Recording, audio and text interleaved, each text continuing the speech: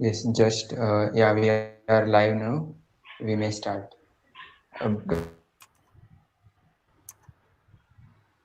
Bro, Bible. Okay, so are we live? Hello, Bible.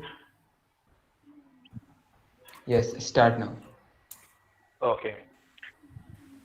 A warm welcome to all our viewers and supporters in this Workspace Week 2020 PPT presentation. So our viewers, a warm welcome to this meeting. Our participants will be presenting the PPT in just minutes.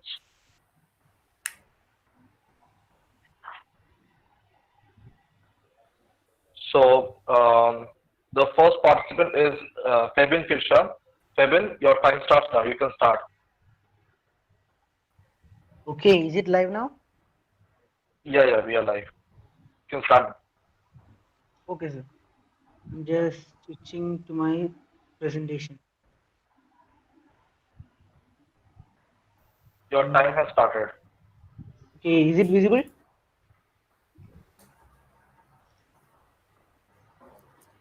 So is the No, not yet. presentation, is it visible now? Yeah. Okay, let me start from beginning.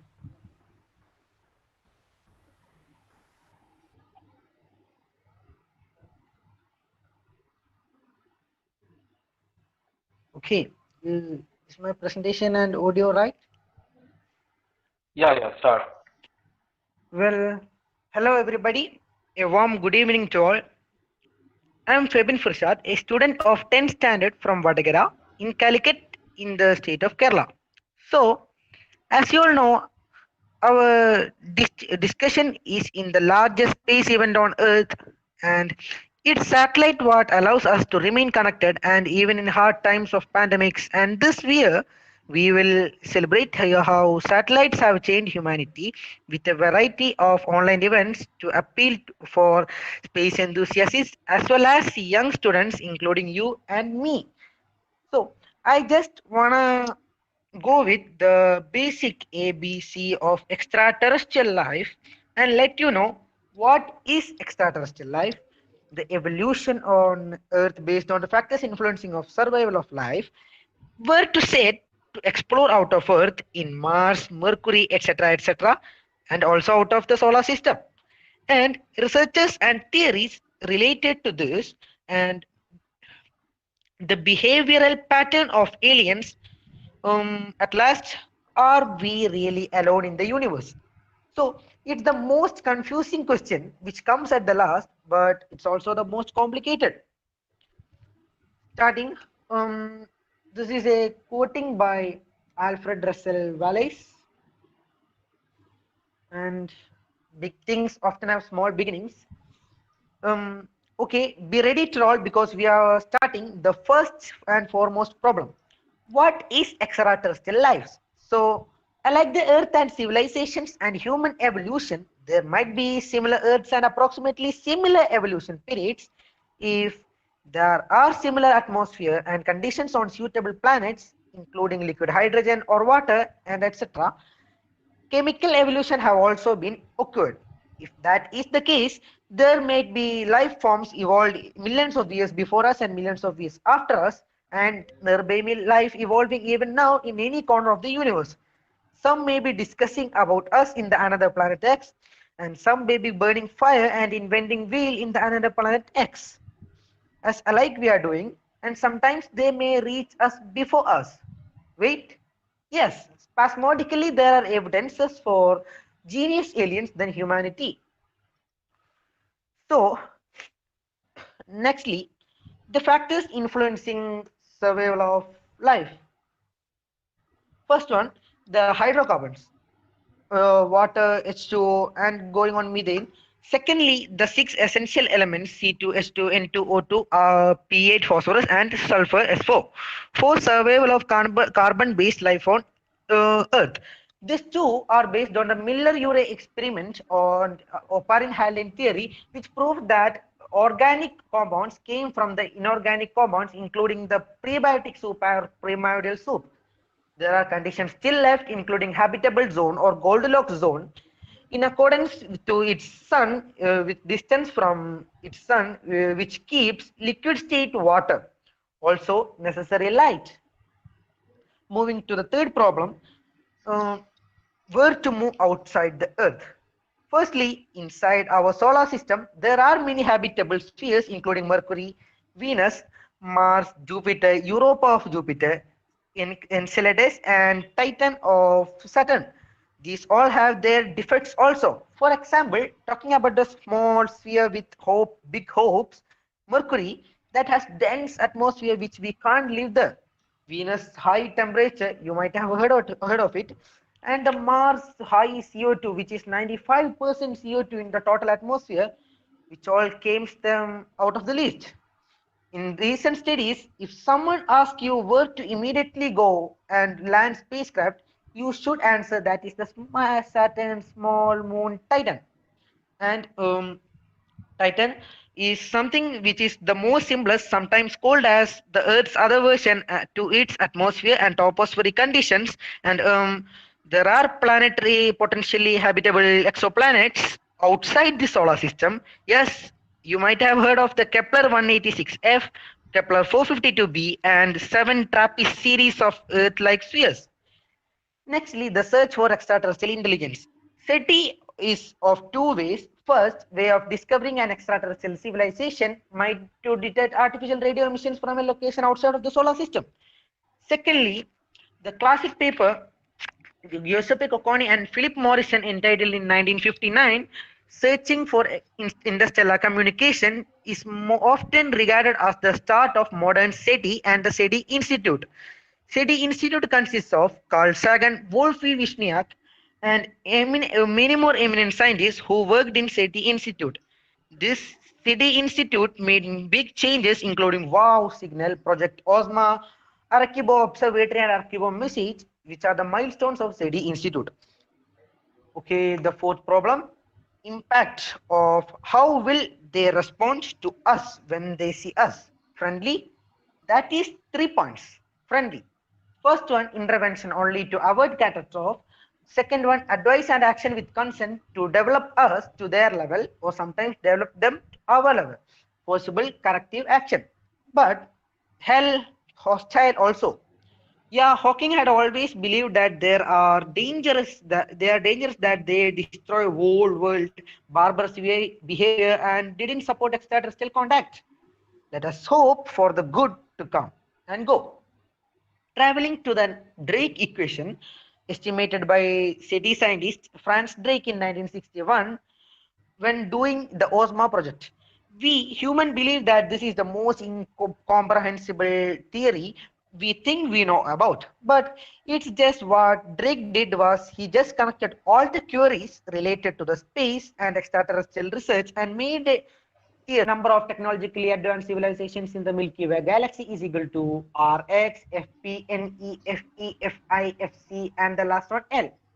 In simple words, it is the number of habitable planets in a given volume of the universe into the likelihood of the technological species arising on one of these planets into the length of the time of the civilization as alike humans. So, and there is Fermi Paradox, which regrets all of these. Fermi always questions, but where is everybody? But where is everybody? Where is them really? It says Earth takes billions of years to form life, and life of aliens, any aliens must be formed trillions of years before, can develop to a super advanced, and we might notice them. And there are two options. Firstly, they may be eliminate all other life planets which they see, or the second one, there is nothing like that. The picture, the Archivo message of SETI, all are just waste in the dustbin. However, when surveying these all thoughts, we have 58% intelligent life is too far away to contact us. When we surveyed 100 people, 57 also believe that human technology is not advanced enough to communicate with ET life, extraterrestrial life, and 19% believe intelligent had visited Earth before civilization developed, and 17% believe that ET had visited Earth, but the government has covered it up. Yes, there are people who believe that also. And 6% believe ET life destroys itself before living long enough to develop communicate with humans. Nextly, the Kardashev scale, not going much. It is developed by USSR astronomer Nikolai Kardashev in examining the issue of information transmission by extraterrestrial civilization in 1964. There are mostly of three types. Type 1, civilization with total energy utilization of its planet, but we are only 0.73. And type 2, one with total energy of its whole star and Dyson sphere, and type 3, one its whole galaxy. Amazed? Yes, there are many more modifications, that is from -6 to omega 1 until now. Well, this all says alike humanity, alike aliens. And we have the last one of sensing our messages. There is no one sending us messages and no one answering our calls. Really empty universe. So you may ask, then why these theories? Actually, Drake, the no evidence theory founder, is an optimist, and when we also being optimists, we will find that the life is equal to NEC, RX, FP, the all comes one, and the lifetime will also come one per year, and it is equal to only one, the Mother Earth, us. So from 7 billions of years, we have still and being optimist as Drake until the COVID passes, and be informed, be prepared, be smart, be safe, and be ready to fight COVID-19. Don't lose your happiness. Stay positive, stay curious, stay home, and save lives. Minded, and thank you for hearing me. Over to ISRO Fans Club coordinator. Thank you very much, Kevin. Thank you very much. Okay, Thank you, sir. so the next participant is Vaishnavi M. Vaishnavi? Hello. Yes, sir, I'm here. Yeah. May I start presenting now? Yeah, your time starts now. Okay. Very good morning to all of you here. 1 minute, I'm sharing my screen.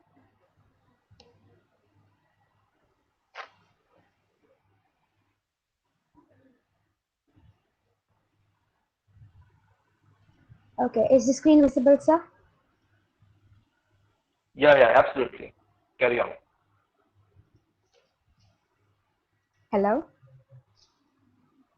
Yeah, it is visible. Carry on.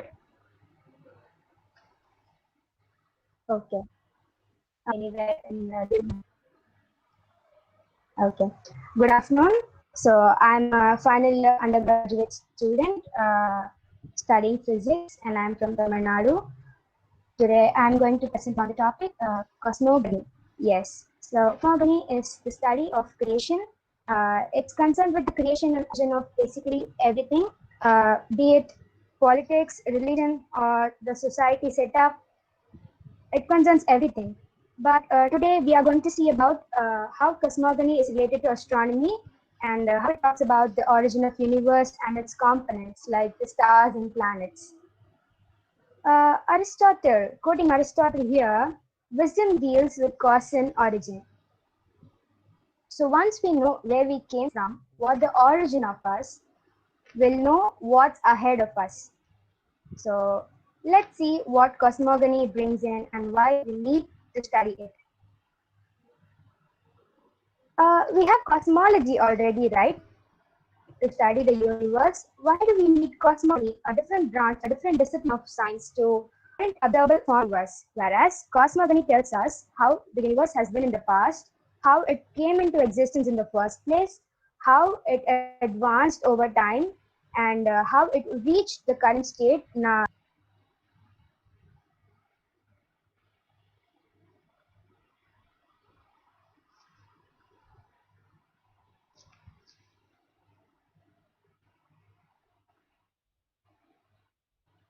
We only see the benefit that it has been in the past, like light takes time to travel between galaxies and stars, right? So when we take an image of a star or a galaxy, we only see how it was in the past. So when we look out in space, we see how the past of a star of or a galaxy has been. And the universe is a massive place. We see planets and stars replicating us everywhere, but we don't see the life that we have here. We have the perfect. Vaishnavi, your screen sharing has stopped. Sorry. Oh, okay, I'll present it again. When did it Yeah, stop, yeah, sir? yeah. Of not very before. You can start from where you have stopped now. Share your Okay, screen and start. Yeah, okay. just start from here.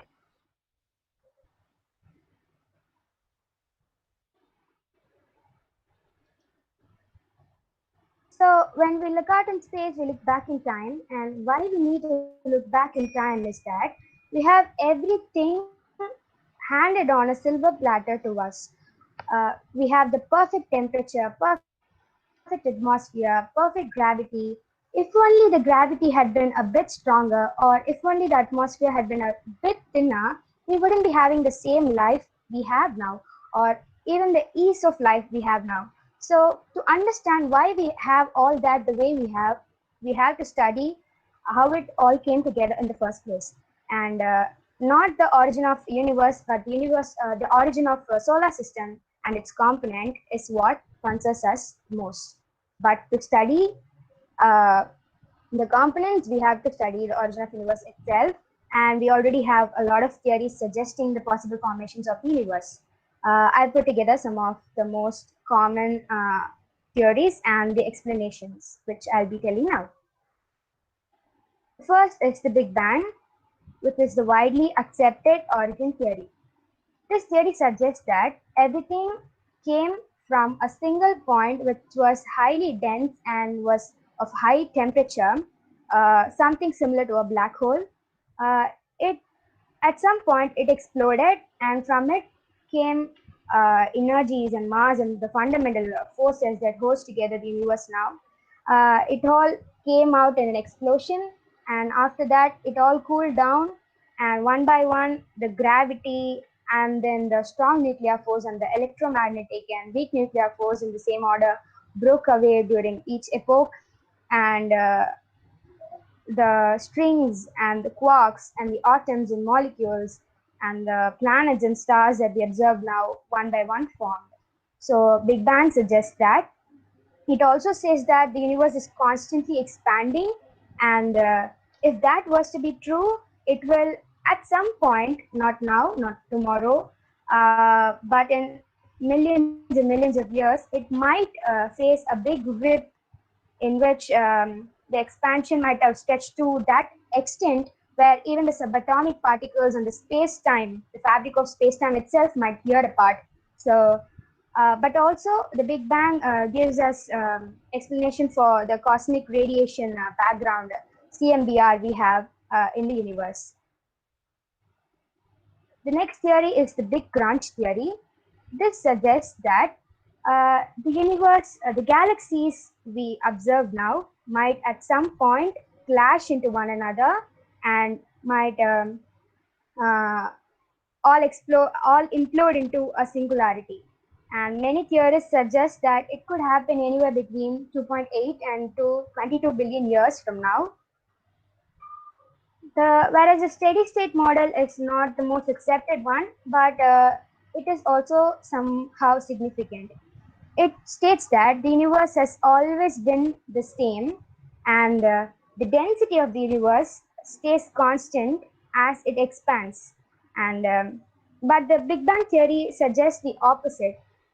The density was the same as the beginning, and as it moves away, as it expands, the density thins. That's what the Big Bang model suggests. The steady state model says that the density always stays constant. So it doesn't give enough explanation for the cosmic microwave background we have, but it gives us enough explanation for the redshift that we see between galaxies. So the pulsating theory is something that puts together all three, the Big Bang, the Big Crunch, and the steady state. it suggests that the universe alternates between the states of contraction and expansion, and by doing so, it will go through all the three phases: the Big Bang, the Big Crunch, and by doing so, it will be maintaining a steady state. So it puts together almost all the three theories. So it by this theory, it gives enough explanation for the cosmic wave background we have. It gives enough explanation for the expanding universe, and also it suggests that we might be in a expansion phase now, and after millions of years, the universe might go into a contraction phase. There are not only scientific theories about the origin of the universe, there are also myths, religious myths. So for every scientific eye in this world, there's an equally religious eye that sees everything from a different perspective. For instance, the Hindu mythology suggests that Vishnu was the primitive god who was there before anyone else, and he created Brahma, who he ordered to create the ocean and people and the world and ground and sky and everything.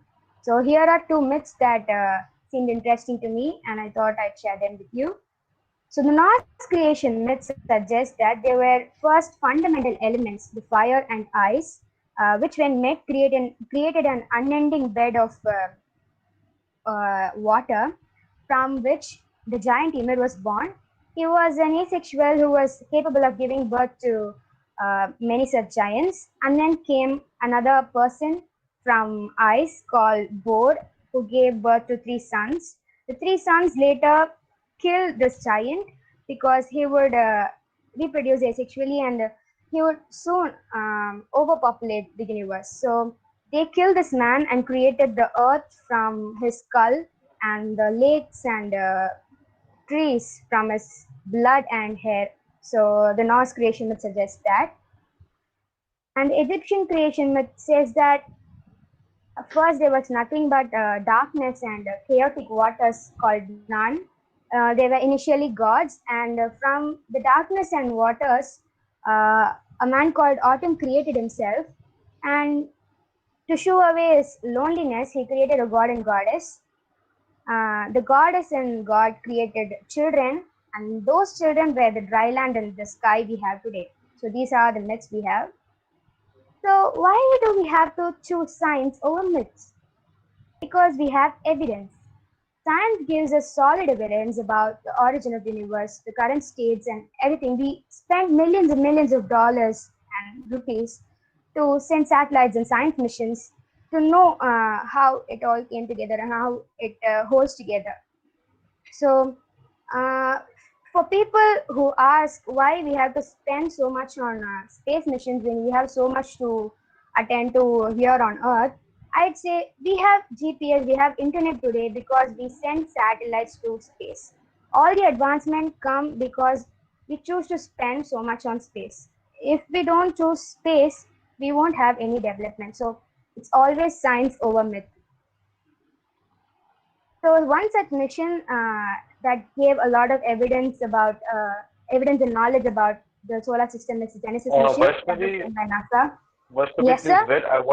I want to stop you now because your time is out. Okay. You have crossed 10 minutes. This is the last Okay. slide. Last slide. Okay. Okay. Do it This fast, please. this mission came back with evidence that the Sun and the Jupiter in our solar system has a different atmosphere, like a different composition of nitrogen than the other planets. It has more nitrogen 14 isotope and less nitrogen 15. So this might change our whole perspective and might tell us that Sun and Jupiter form from a different nebulae, and other planets might have come in from different nebulae. Understanding the origin will also help us achieve grand unification of the fundamental forces. So yes, we are all made of stardust, and studying the universe will help us study ourselves, and that's what we need cosmogony for. Thank you all.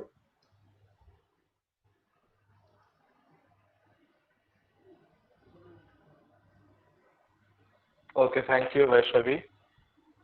Yeah. So one thing, guys, let me tell you that I have been liberal with Vaishnavi Thank only, you very but from the next, much. yeah, welcome. But for the next participants, or words, I won't give more than 10 minutes. If your PPT explanation crosses 10 minutes, then I have to immediately stop you because then we'll run out of time. Okay. So this is a competition. You all know that. Okay. Yeah. So the next participant is Shubh Bhaskar. Shubh Bhaskar, are you ready? Yes, sir, I'm ready. Okay. And your time starts now.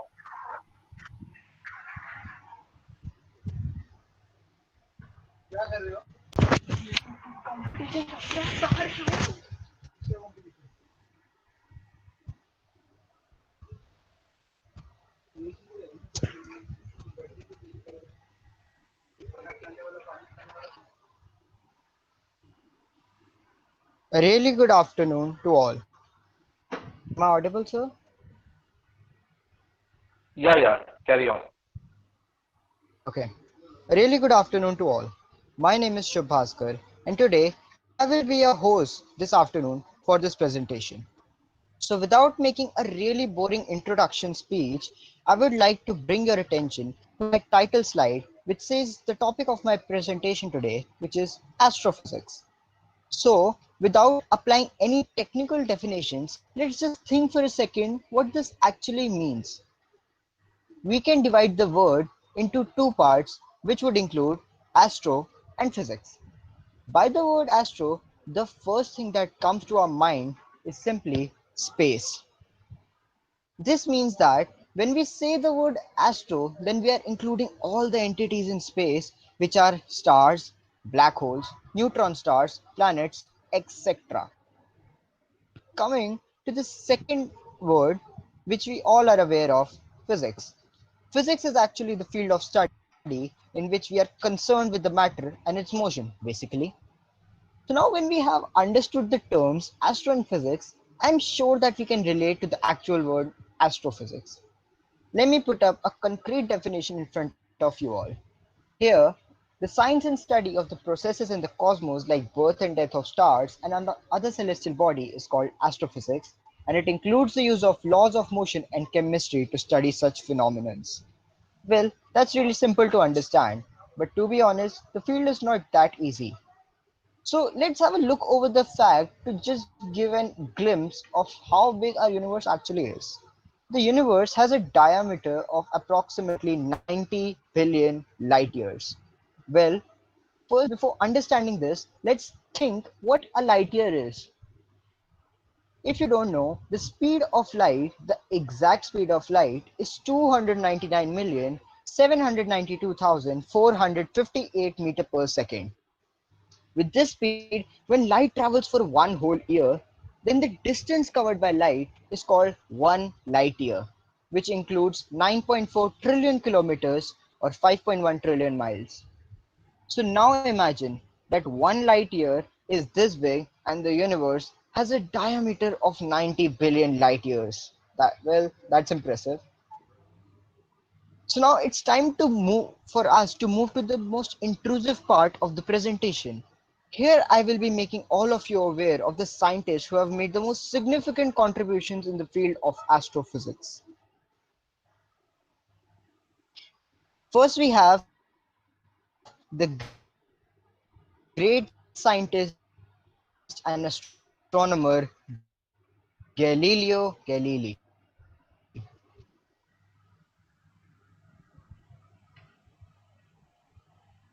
He is best known for his discovery of the Galilean moons, that is Europa, Ganymede, Callisto, and Io,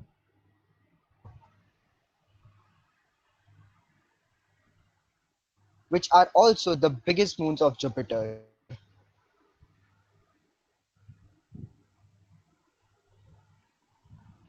And the beautiful rings that we all know exist around Saturn was also a discovery of Galileo.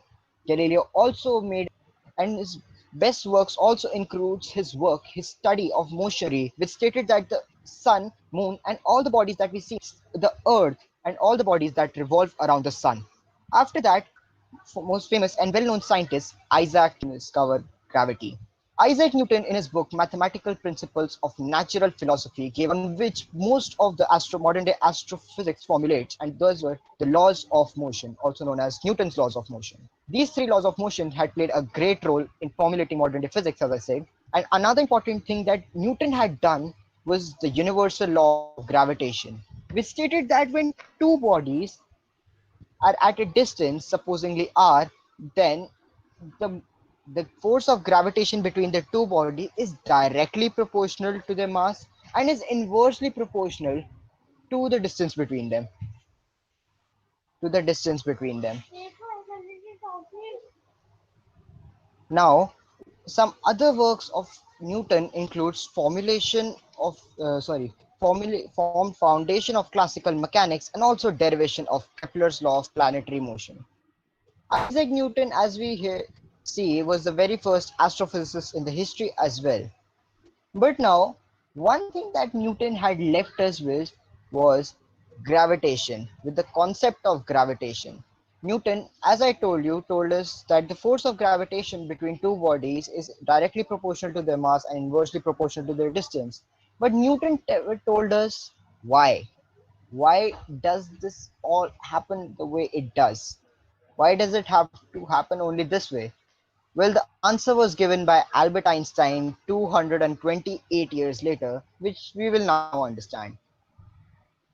Before that, first, Einstein had completely changed our perception towards the space time and the universe. In 1905, Albert Einstein had published his work of special relativity, which till date is considered to be one of the most revolutionary steps. He told us that the light that we have in our houses as well, is the speed limit of the universe. Means nothing can pass the speed of light. He also told us that light can never be at absolute rest. One of the most important discoveries that he made was actually that light, nothing in the universe can reach the speed of light. This was because if any body or any entity desired to reach the speed of light, it would require an infinite amount of energy, which practically is impossible. But this was not all that Einstein did. After that, as I had mentioned earlier, Einstein revealed the mystery of gravity in 1915 with his general theory of relativity. The general theory of relativity explained why a heavier body makes a smaller body revolve around it. Why is the moon revolving around the sun? Why is the earth revolving around the sun? In this theory of general relativity, he explained that objects that have mass bend the fabric of space-time, forming a dimple that makes other objects revolve around it and slowly spiral inwards toward the central body. As you can also see in the picture behind the text, we see a metal ball and the fabric on which it's standing can be considered as space-time fabric. This is the same way any body bends the space-time fabric, making a lighter body revolve around it. This is why Albert Einstein's work is considered to be one of the most important work in the history of physics. So, after Albert Einstein's work, we also have another genius who gave us a really different kind of understanding about the gravity titans of the universe, that are the black holes. I am talking about Dr. Stephen Hawking, who gave us the phenomena of Hawking radiation. Hawking radiation was founded by Stephen Hawking in the year 1974. Stephen Hawking said that the black holes actually emit radiation in the form of heat. This was really shocking because till that time everybody thought that black holes were the ultimate endeavors. They just gulped in any matter that came. Even the photon particles cannot escape a black hole as we know. Black holes, that is why are called the gravity titans of the universe, because they have gravitational fields so strong that if you go near a black hole, it might pull you in and it will make the time slow for you. That is a whole different phenomena, so we won't go in that details. But staying here, this was shocking because nobody thought that black holes could evaporate as well. But as it's written here, this process is really slow. This process is so slow that a supermassive black hole, that is the biggest type of black holes, take about 1 to 2 Google years to be completely evaporated. That is like 10 to the power 100 years. That is a really long time and unbelievably slow. So after that, let us come to our final topic and to the biggest mystery of astrophysics. That is the quantum gravity. Actually, I haven't explained it much here because this is to justify the theme of quantum gravity and its vagueness. Quantum gravity is really unknown to us. It is the combining of the two pillars of quantum mechanics and general relativity on which most of the astrophysics till date is present. This is because if we add gravity to the equations of quantum mechanics, then all the mathematics goes haywire. So why do we even think that quantum gravity exists? Maybe it does not have to exist. That's because we know two phenomena that exist because of it. The Big Bang as well as the black holes. The Big Bang was how the universe started, and the black holes are the gravity monsters of the universe, as we know, that just gulp in everything. We are till date really far from what actually is there in the universe and in the cosmos. It's really difficult for us to understand them, but in my opinion, it's going to be someday when these phenomena are going to be really easy to understand. As said by great Stephen Hawking, that one day all these answers to all the questions that are mind bending towards us would be as easy and as simple to all in the future as we know that Earth revolves around the sun. That would be my that I would like to wrap up my presentation with that. Thank you for being a patient audience. Thank you all. Thank you so much, Shubh. Yeah, so the next participant is Swarna Varsha. Yes, sir, I'm ready. Okay, okay. So you have 10 minutes in your hand, so you can start now. Yeah, sir.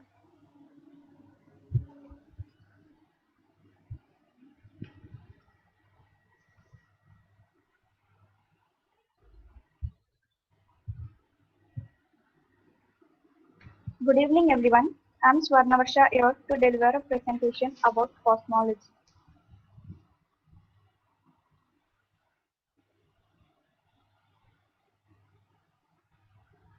So, what is cosmology? It is a study of our universe about origin, evaluation, and everything about the universe, like it was formed from the Big Bang to today and onto the future. Cosmology originated with the Copernican principle and Newtonian mechanics, which allowed us to understand physical laws. This is the small definition about cosmology. Moving on to physical cosmology, there are two types of cosmology, namely physical and religious cosmology. Physical cosmology is the one which incorporates physics, astrophysics, and astronomy. It is the study of structure and dynamics of our universe in large scale. This explains about the fundamental, that is origin, evaluation, and about how galaxies were formed through nature of space, time, matter, and energy. So when did this research started? It all started with the ancient general theory of relativity in 1915 and Big Bang theory, which is proposed by George Lemaitre. Beyond our Milky Way galaxy, there are more number of external galaxies. This is discovered by Edwin Hubble. Wistor's work showed that the universe is expanding. The Big Bang. As we all know, the formation of universe is termed as the Big Bang. It was proposed by George Lemaitre in 1931.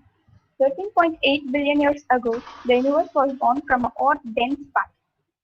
This expansion and beginning of new universe is termed as the Big Bang. Pictorial representation of how universe is formed by the Big Bang and the stick, which was hot and heavy. Copernican principle.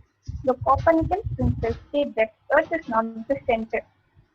In 16th century, Copernican stated that Our solar system is heliocentric and it was not geocentric. Before Copernican heliocentrism, people believed that Earth is the center and every planet and sun orbiting Earth. Copernican's model positions Sun in the center, Earth and other planets orbiting around the Sun in a circular path and at uniform speed. Einstein's general theory of relativity. General relativity theory explains the law of gravitation and its relation to other forces of nature. This explains the behavior of objects in space and time. It also predicted extraordinary astronomical phenomena like neutron stars, predicted space-time concept. Relativity model. This is the representation of 2D projection of a 3D analogy of space-time curvature. So we all know that space, what are the things in space, what does our solar system and galaxy consist of. Have you guys ever watched night sky filled with stars? It will be amazing. So what is stars? It is a hot luminous gas held together by its own gravity. Planets. These are large bodies that orbit and are smaller than gaseous kind. That is star. Meteorite. A solid piece of rock moving through space. Comets. Comets are dusty snowballs which orbit the sun. Comets are composed of frozen gases. Ellipse. And the orbit or path which planets revolve in their orbit is called ellipse. Asteroids. These are smaller than a planet and made of rock, metals, and other minerals. Moon. It is a natural satellite that orbits planets and asteroids. It is smaller than other planets. Meteoroid. A solid piece of rock that enters Earth's atmosphere and vanishes in the atmosphere itself. Meteorite. A solid piece of rock that has fallen and hits the Earth beyond its atmosphere. Gravity. This is the force which keeps celestial bodies in their respective places. Galaxy. This is a family of stars, gas, and dust held together by its gravity. Some of the known galaxies or types are spiral, bad spiral galaxies, elliptical galaxies, and irregular galaxies. Our solar system is a tiny part of the gigantic spiral galaxy called the Milky Way. Our Milky Way is a part of local galaxy cluster called local group. Exploring space. On October 4th, 1957, we started exploring space from space. There have been many milestones since 1957. Yet many more is awaiting to happen as we continue exploration. Thank you, everyone. Thank you, Sana. Thank you so much. Okay. So the next participant is Abhinay Pandrabagada. Abhinay, are you Good ready? afternoon. Yes, I'm ready. Okay. Please start. You have 10 minutes. Good afternoon, everyone. This is Abhinay from Hyderabad. I'm going to present. Hello, am I audible to you? Yeah. Carry on. Good afternoon, everyone. This is Abhinay from Hyderabad. I'm going to give my presentation on the theme satellites, how it affects human life. Sana, please mute yourself. Hello. Sana, please mute yourself. Yeah, I'm starting it. I have selected this theme considering all age group of students, as many of people don't know about satellites and how they are helpful to us. Mostly some thought that sending satellite into space is waste of money and they are not that much useful to us. So I have selected this concept to show how they are affecting and helpful to us in our daily life. What does satellites means? At first, I have to explain that what is a satellite. A satellite is nothing but an object placed intentionally into an orbit, and these are called artificial satellites. And there are two natural satellites like moons. We have one natural satellite, and that is our moon. As you can see here, approximately 63% of operational satellites are in low Earth orbit, and 6% are in medium Earth orbit, and 23% are in geostationary, and remaining are 2% in elliptic orbit. Most of the satellites are launched by USA in 8 USA, and that are 859. And then China is in second place with 250 satellites, and Russia in third place with 146 satellites, and thereby Japan in fourth with 72 satellites, and and we are in fifth with 55 satellites. Satellite influences on human life. Satellites influences human life in many ways. They are useful to us in many types, directly or indirectly. The world's first satellite was launched by the Soviet Union on 4th October 1957. It was named Sputnik 1, and this made a huge contribution in developing satellites throughout the world. And we are celebrating this Space Week on regarding of this first satellite. Till now, a total of 8,900 satellites were launched into the space from more than 40 countries throughout the world. Satellites have been started using from the year 1957.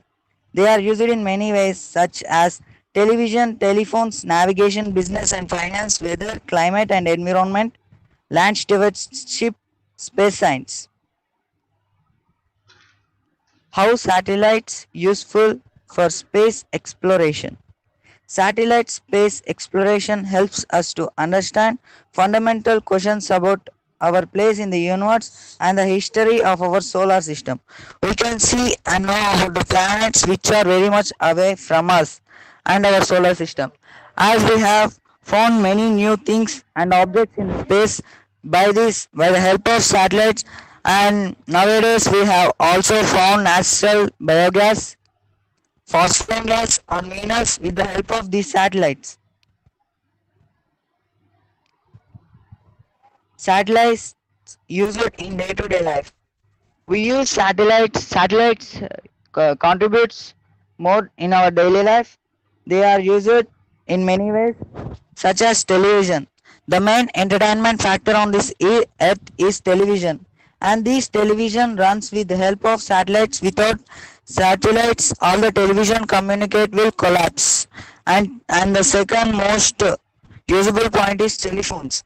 All of the telephones and signals are running through the satellites. Satellites provide in flight phone communication on airplanes and are main conduct of voice communication of rural areas and areas where phone lines are damaged after a disaster. Role of satellites in environmental and atmospheric monitoring. Satellites provide meteorologists with the ability to see weather on a global scale, allowing them to follow the effect of phenomena like of large systems like hurricanes. And we enables our safety with the help of these satellites, and we can predict the weather condition of our atmospheric condition with the help of satellites. Satellites are one of the best source of data for climate change research. Satellites minister ocean temperature and prevailing current data acquired by satellites. These satellites are also helpful in predicting the environment conditions like weather. They give the details about how is the weather. And the third one is navigation and land stewardship. Navigation. Satellites based navigation system like Navisar and global positioning system known as GPS enables anyone with a handheld receiver to determine the location within few minutes. And with this navigation we will be able to easily find out the location of various sectors.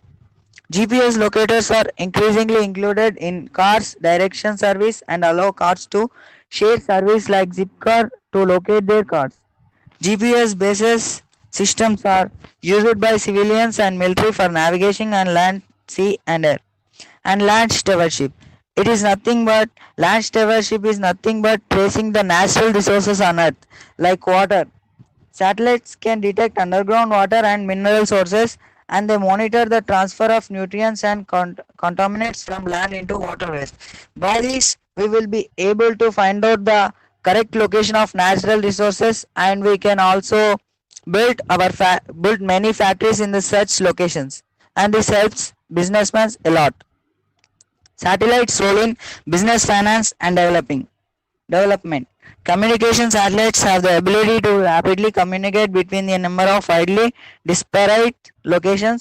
It is an important tool allowing big manufacturing companies and department stores to perform inventory management and to provide instant credit card authorization and automated teller banking services like ATM to even small towns, and also enables us to pay instant like pay to pass, pay to pump gas, freeway gas stations, and video conferencing for international corporations. Satellite role in space science. Before the space age, astrophysicists were limited to study the universe by land objects like telescopes, and so could use information from the parts of electromagnetic spectrum that penetrated the Earth's atmosphere. Many of the most interesting phenomena are best studied at frequencies that are best only for accessible from space satellite telescopes. The Hubble telescopes arguably the most valuable astronomical tool ever built. Not only Hubble, many of the telescopes have sent into space in form of satellites. Satellites role in military purposes. Satellites are very helpful in military purposes. In military, satellites play a major role in navigation and in sending the missiles to different locations. The first military satellites were photographic resonance missions. Some attempts were made to develop satellite-based weapons. And nuclear systems also work through the codes which are in satellites. This work was halted in 1967 following the ratification of international treaties banning the development of weapons of mass destructions. In orbit, military satellites they are operated in IFSHF, also known as X bands or EHF frequency bands. Military satellites can see an object 5 inches or larger than from the ground. Although satellite also have the disadvantages, some of the disadvantages, as we have seen many of the advantages of the satellites, there are also disadvantages of them. To design, invest and insurance a satellite requires higher costs which may not be affordable. To reach the satellite from Earth, the time vary between 270 milliseconds and to return 320 milliseconds. This propagation delay can cause an echo over telephone connection. Satellites are not easy to repair and maintain. Circumstances like weather, sunspots affect the satellite signals and can cause interference and make proper operations of the satellites very difficult. And small countries cannot afford that much of invest on satellites because we cannot surely say that the satellites will succeed on their launch. India contribution in satellite launching. India built its first ever satellite on 19 April 1975 and it was named Aryabhatta on the name of great Indian mathematician, and it was successfully launched by the Soviet Union. ISRO launched its own GSLV Mk3 satellite on 5 June 2017, and this brought India much contribution from other countries, and India holds the record of sending highest satellites into space in one time. ISRO achieved this record on 15 February 2017 by sending 104 satellites into the space at one time. I'm very thankful to ISRO Fans Club for giving me this wonderful opportunity on the occasion of Space Week. And thank you. Thank you so much, Abhinay, for presentation. So the next participant is Shahar Hariri. Shahar, are you present? ఇప్పుడు చూసా నాది యూట్యూబ్లో ఉంటుంది. Yes, I'm present. Abhinay, please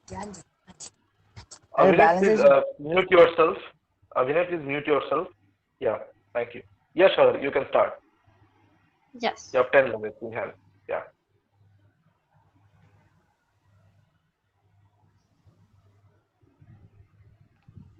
Can you see my screen?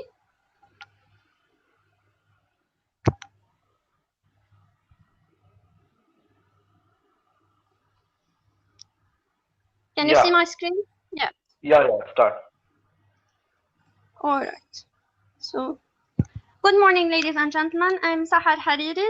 I'm a 5 medical student, and I'm gonna talk about the black holes. As an outline, we're gonna talk about before black, the birth of a black hole, inside a black hole, and the galactic center. So before black, we know that in the space we have the hydrogen atoms. The hydrogen atoms attract each other because of its gravity to form a gas cloud. With time, this hydrogen cloud starts to shrink because the hydrogen atoms becomes close to each other until these atoms start moving very fast and the gas become very hot. Until the hydrogen atoms merge together to form helium atom. At this point, a star is forming. So, in the beginning, the gravity was trying to compress the gas, but with the nuclear fusion, the temperature of the gas started to increase terribly, dramatically. Its pressure increased and the star stretching. Noting that the nuclear fusion is the cause of the increase in temperature. So at this point, the gas gained enough pressure and force to resist the gravity. The star can live millions of years under the balance of these two forces. So the star now have two forces, the force of the gravity and the force of the high temperature inside. Now, the birth of a black hole. After a long time fighting between the gravity and heat, the hydrogen atoms start to deplete. The nuclear fusion stops, so the heat cannot resist the gravity. The gravity starts to compress the star and reduce its size. The gravity becomes too big, even light cannot escape. At this point, a black hole is formed. So, as the mass increases, so does the gravity pull. If the gravitational pull is such that even light cannot escape, then a black hole is formed.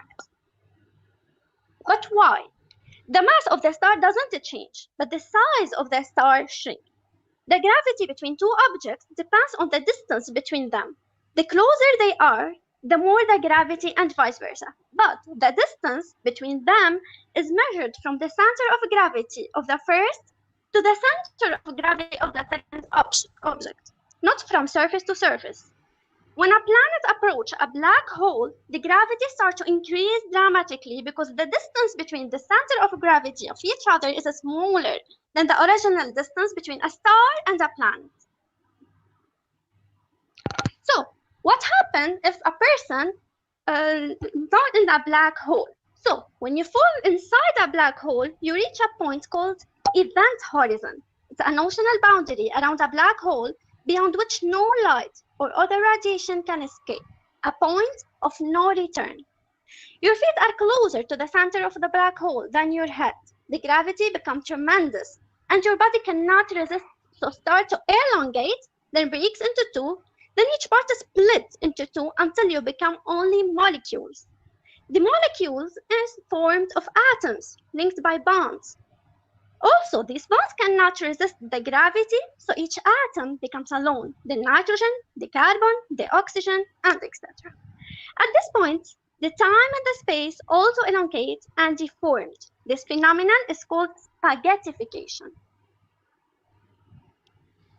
What the types of a black hole? We have two types, a non-rotating black hole and a rotating black hole. A non-rotating black hole has two things, a center and a surface. The black hole is surrounded by what we call event horizon, one of which is the sphere from which light cannot escape, as we discussed earlier. The distance between the black hole and its event horizon is Schwarzschild radius, which equals 2gm over c squared. The center of the black hole is a point of infinite density and zero volume called a singularity. So, a non-rotating black hole is consisting of an event horizon and a singularity. The rotating black hole, one with an angular momentum to turn around it, has an ergosphere around the outside of the event horizon. The ergosphere space and time themselves are dragged along with the rotation of the black hole. So the rotating black hole has also an ergosphere.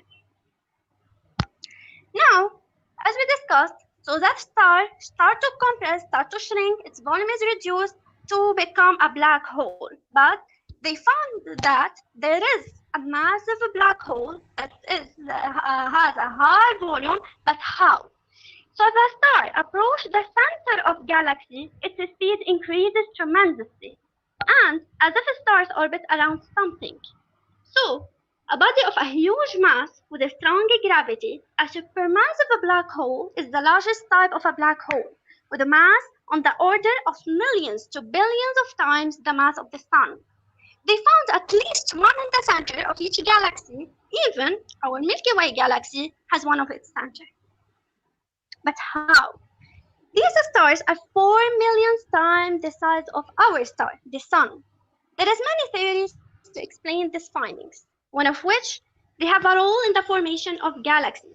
There is a relation between a galactic evolution and the black hole's evolution in the center of each galaxy.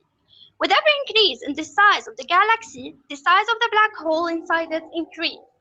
This black hole inside the center of the galaxy acts as a filter. It suctions excess gas in the galaxy, so no formation of excess stars. At the same time, this black hole suctions, then throws some gas for distant region in the galaxy to form a new stars there, so that a chance of habitable planets can form around these distant stars.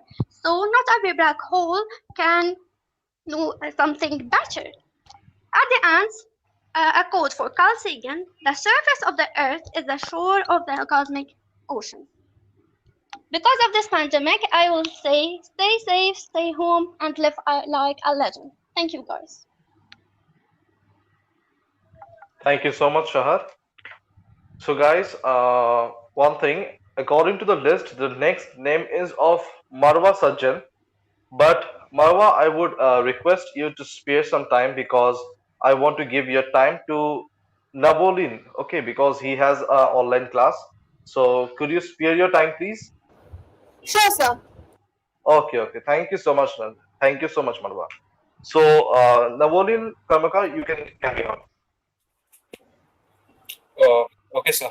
I'm just presenting now.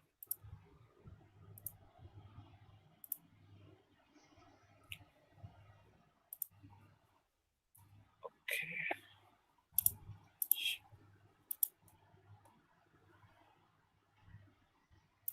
So is my screen visible? Yeah. Okay, so Start. okay, sir. So a very warm welcome to every ISRO fan. So this evening I will be presenting about In Search of Exoplanet. Now I've chosen this topic for myself, this exoplanet, because it's a really interesting part of astrophysics, right? So in this talk, I will be only considering all the scientific facts and scientific methods that are being used currently to search for these extraterrestrial planets. And I will not be talking about life and all those things, but we'll see. Okay, so without further ado, let's start. Okay, so the distance between stars is massive. It's very large. Now, this distance are in the order of trillions of kilometers, right? So we need different units to measure the distance between various stars. Now that is light years. But the planets, these planets around various stars, they are present at some million kilometers maybe. So we can measure this in light minutes basically. Now think about light years and light minutes, waiting for minutes or waiting for maybe like 1,000 years or 100 years. Now you can find the difference, right? So trying to search for this exoplanet through directly imaging, directly seeing this exoplanet, like I have shown in this one. This is just just a clip art. So we can't directly see this. So what do we do? What can we actually do? And astrophysicists also say that this is like searching for a firefly sitting on a very large and bright lamp. Why? Because the star is very bright, but the planets, they don't emit any light, right? So it's a tough one. So now we have various indirect methods. Okay, the first confirmed detection of these exoplanets were made in 1992. Now you can see that's not very long ago that we first imaged one such exoplanets, and there are various methods through which we can find this exoplanet. In this presentation, I shall talk about transit photometry, direct observation, and radial velocity method and microlensing. Okay, and here in this graph you can actually see which is the most popular way of discovering. That is the transit method. You can see the green part, right? That's the transit. Now this shows number of exoplanets that has been discovered until now. Now 4,330 confirmed cases of exoplanet detection is there until September 3rd this year. So moving on to the next slide, we have transit photometry. Now, when a planet transits in front of its host star, there is a dip in the brightness of the star that is observed. Now, this can happen only when the orbital plane of this planet is in line with Earth. Okay, so it's like basically eclipse. Okay, so when this planet comes in front of the star, as you can see, there is this dip observed in the brightness. And here you can see in the bottom corner, there is a graph of this is an actual data, and you can see this bowl-shaped depressions, right? Now these are the dips in the brightness observed. Now we need to plot the flux or the photometric measurement coming through our telescopes. We have to observe various stars, like we have to keep observing, just observe, just collect the data. And then we search for this characteristic dip in the brightness. Now it is easier to find large planets with small orbits in this. Okay, now that's because of large planets will block more light, therefore the dip in the brightness will be a lot, and closer the orbit, faster it will do this. The frequency will be more.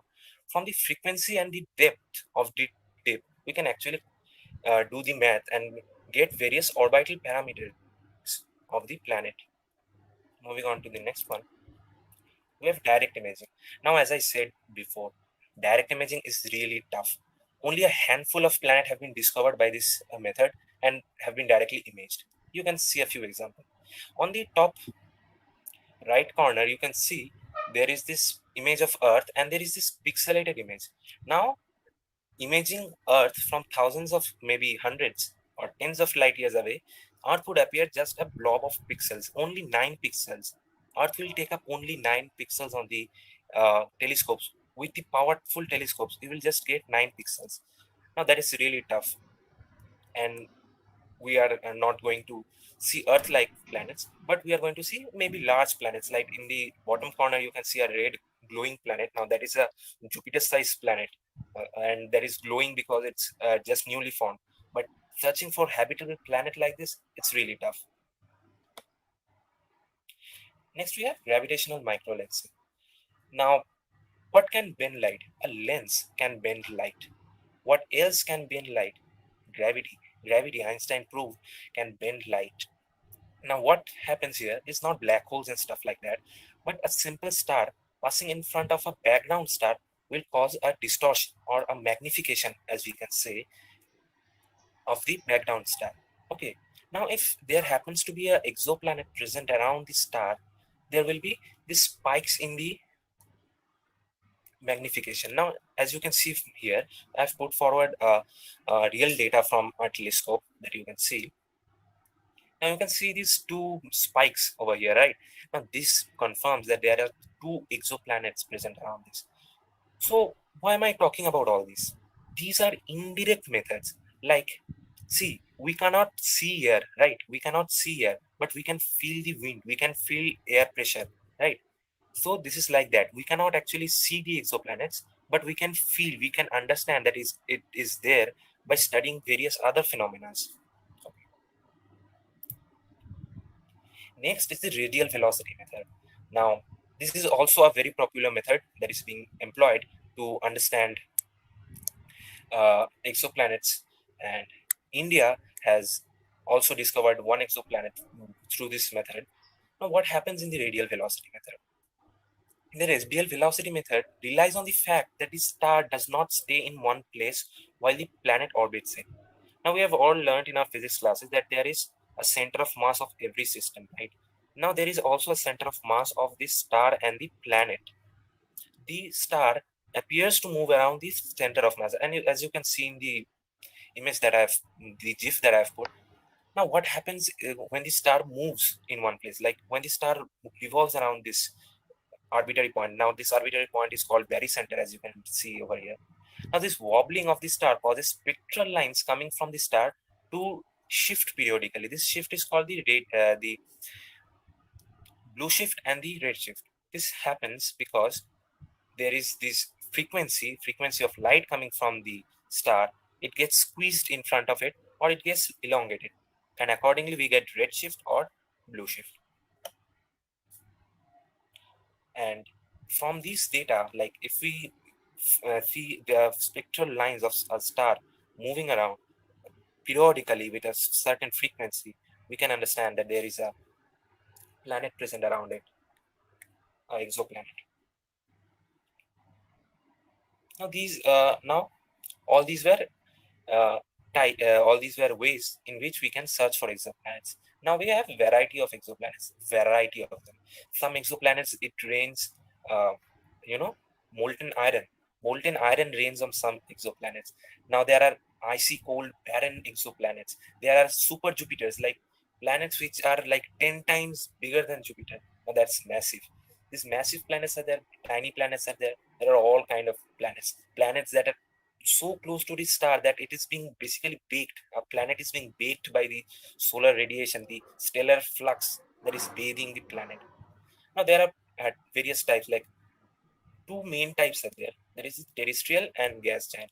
Terrestrial means a rocky planet, a planet composed of a crust, a planet composed of maybe a liquid inner core, but it has solid stuff in it. And then there is the gas giant, that is just made of gas, like the Saturn, the Jupiter. They are the gas giants, and Earth, it's a rocky planet. So our search continues. We can talk all day long about various interesting kind of atmosphere and condition on these exoplanets, but let us stick to only science. So how do we know about the composition of the exoplanet? We just can't sit like this, like we have found few exoplanets. We need to study them. We just can't keep finding them and do nothing about that. So remember, from the photometric observation, how big the dip is, we can find the relative radius of the exoplanet and this planet parent star. Okay, so what we can do is find the actual radius of the planet. How to do that? Because we know what type of star is present. Like we know all the types of star, and we know their particular radius. All star have a particular radius according to the type of the star, that is main sequence star or maybe giant stars and all. So we know the radius of these stars. We can easily find the radius of the planet from the data of the photometric observation. Now we have the radius. We can easily calculate the volume of the planet, right? High school geometry. Now, then there is the mass of the planet that is required. How do we get the mass? From radial velocity method. From radial velocity method, if you remember, the star moves around the center of mass. Now, more massive will be the exoplanet, the more the star will move around, right? Because it will be pulling more on the star. So we can find the exact mass of the exoplanet from the radial velocity method. Now we have volume and we have mass. What we can find? Density. Yes, we can find the density of the planet, and we can describe what type of planet it is. Like it is a stony planet, like stony planet will have a lot of density. A gassy planet like a Jupiter kind of planet will have a very low density. We can find all those. And we can also find the radius at which the planet is orbiting the star from the frequency of the dips in the photometric measurements. From the first thing that I said, remember the first thing, the frequency of the photometric observation, the dips in the photometric observation can reveal the radius, right? So from the radius, we can understand how close the planet is to the sun and how much of the stellar flux is coming to the sun, coming to the planet, and how much will be the temperature on the surface, right? So this is how we solve all these physical parameters of the planet. Next we have, how do we learn about the atmosphere? Now we have learned about the composition, how close is the planet to the star. How do we learn about the atmosphere? To answer this, when the light of the star, parent star, comes through the atmosphere of the planet, like when the planet is passing in front of the star from the photometric measurement, remember, the planet atmosphere will have certain molecules that will absorb certain wavelengths of light, right? So why this happens? Because every molecule there is this electrons present, and these electrons will jump into higher states, right? This is high school thing. So we can analyze the absorption spectra coming from the atmosphere of these exoplanets, right? So we can do that, and we can find what all elements or what all compounds are present in the atmosphere of this exoplanet. And here you can see a nice graph. There is methane, carbon monoxide, and water present in the atmosphere of the star, of the planet. Sorry. So what is this methane water coming from? Methane can be generated from various. Navonil, I want to stop you because your time has exceeded. Means Okay, you have taken 3 minutes extra. Okay. So okay, I want to stop you over here. okay, sir. It was the last one. Yeah. Okay, I am stopping my presentation.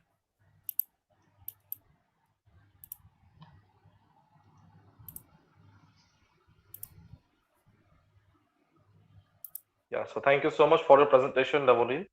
Okay. So next is Marwa Sajjad. Marwa, you can start your presentation.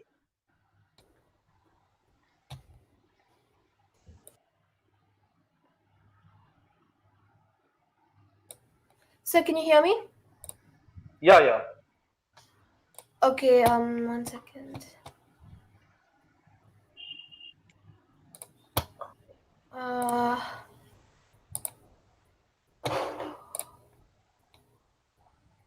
Okay.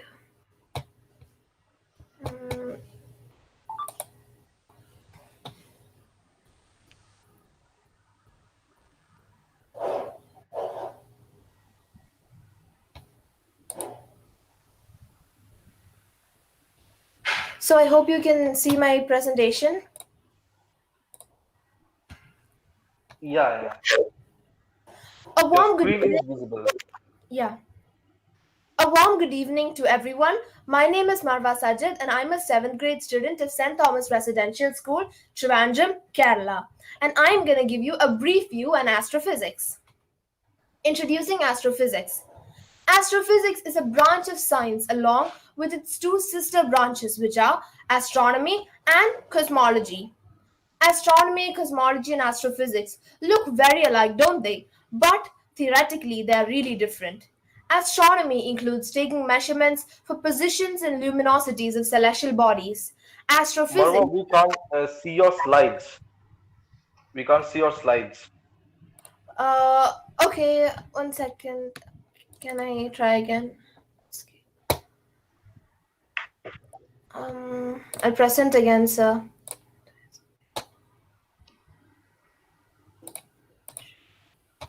Okay, so can you see now?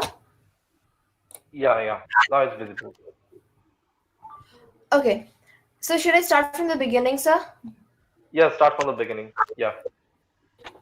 So warm good evening to everyone. My name is Marwa Sajid and I'm a 7th grade student of St. Thomas Residential School, Trivandrum, Kerala. Today I'm going to give you a brief view on astrophysics. Now, introducing astrophysics. Astrophysics is basically a branch of science along with its two sister sciences, which are astronomy and cosmology. Astronomy, astrophysics, cosmology, they look really alike, don't they? But they're technically different. Astronomy includes taking measurements for positions and luminosities of celestial bodies. Astrophysics includes creating physical theories for mostly small and medium-sized structures. Cosmology continues with practically the same work as astrophysics, just that it's the same thing in a larger scale. That means for larger celestial bodies and sometimes for the whole universe.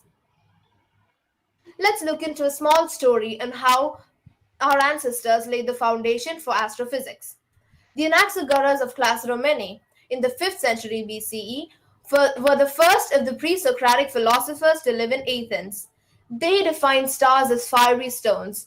How did they reach the conclusion? The conclusion was derived from a meteorite that fell near their settlement. The meteorite was found to have iron.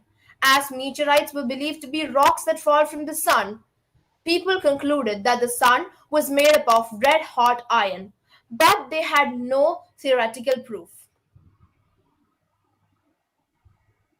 In 1835, Auguste, who is a French philosopher and is considered to be the father of sociology, stated that humans would never understand the universe. But two branches of science, which are photography and spectroscopy, proved him wrong. Contributions from theories of photography and spectroscopy proved many sayings wrong and right, and this gave birth to astrophysics. Now, who started astrophysics? Of the three sisters, astronomy is the oldest, then came astrophysics. Theoretical astrophysics was started by an English astrophysicist known as Sir Isaac Newton. Before Newton, the motion of heavenly bodies were explained using complex mathematical functions. They had no physical basis. Newton proposed the cannonball trajectory, which was a single theory that explained the orbits of celestial bodies. What do you do in astrophysics? Astrophysics is defined to be trying to understand the universe and perceive where we are in it. It conducts frequent research on the universe, how it began, and if there are other living creatures on other habitable planets. NASA has defined three main goals in astrophysics as: how does the universe work? How did we humans get here on Earth? And if we are alone. Celestial objects that are far away from Earth. Some milestones. Celestial objects that are far away from Earth were discovered using interaction through radiations that were emitted and absorbed by these celestial bodies. Astrophysics used these radiations to deduce theories and extract information from them. In the mid-19th century, the idea of nature of stars was created using the science of spectral analysis, which is observing the frequencies of light emitted and absorbed by an object on heating. In the early 1920s, Cecilia Payne used spectroscopy to define that stars are predominantly made up of hydrogen. Now, all we know about astrophysics till date is a product of the brilliance and hard work of some people before us. Some of them are Nicholas Copernicus. He was a Polish astrophysicist who created a simple heliocentric model of the solar system. He also defined planetary retrograde motion. Galileo Galilei, an Italian astrophysicist, conducted fundamental observations based on mathematical and physical functions. He described the craters on the moon, the faces of Venus, and the four largest satellites of Jupiter, which were known as the Galilean moons. Johannes Kepler, a German astrophysicist, created the most exact astronomical tables, and the three laws of planetary motion were defined by him. Sir Isaac Newton was a famous English astrophysicist who was very well known for his work in gravitational and mechanics, also for deriving the formulas in differential calculus. Edmund Halley was a British astrophysicist who was known for creating the theory of cometary orbits. The Halley's Comet, which appeared in 1682, was named after Edmund Halley, as he proposed that the Halley's Comet was a periodic comet. Urbain Le Verrier was a French astrophysicist who discovered Neptune and defined its position. Hannes Alfvén, a Swedish astrophysicist, was well known for his work in magnetohydrodynamics. Clyde Tombaugh, an American astrophysicist, was the person who discovered Pluto. Carl K. Seifert was an American astrophysicist. The Seifert galaxies are named after him, as he discovered the first active galaxy, which is a part of the Seifert galaxies. Alan H. Guth is an American astrophysicist who was well known for his work in the theories of cosmic evolution and the inflationary universe. Thank you so much and have a nice day. Thank you so much for the presentation, Marwa. So, the next participant is Suryani Guha. Yes, Suryani, sir. are you Hello. present? Yeah, sir. Hello. Yeah, you're I'm audible. Mhm. Sir, I'm presenting. Yeah, sure. You have 10 minutes in your hand. All the best. Thank you.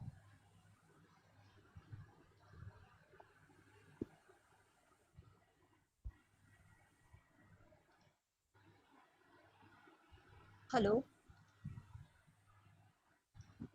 Yeah, start. Yeah. Just a second.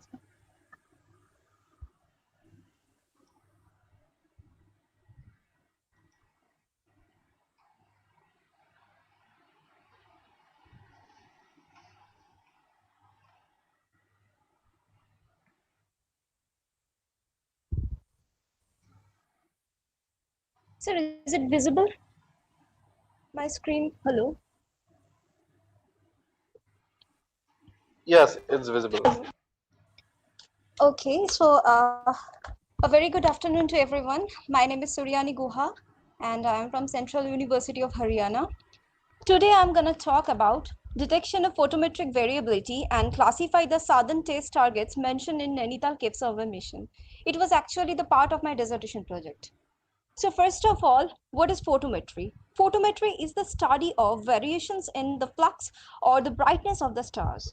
Here we are interested to talk about the variable stars observed by NASA's TESS mission for exoplanet survey.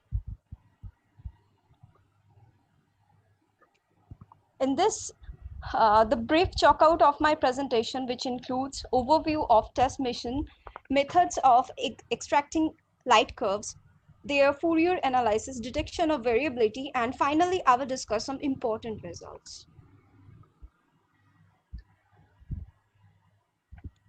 So TASE stands for Transiting Exoplanet Survey Satellite. The main goal of this mission was to detect exoplanets by transit method and do astroseismological analysis with the products of photometry. This mission is about to cover almost 85% of the entire Earth sky.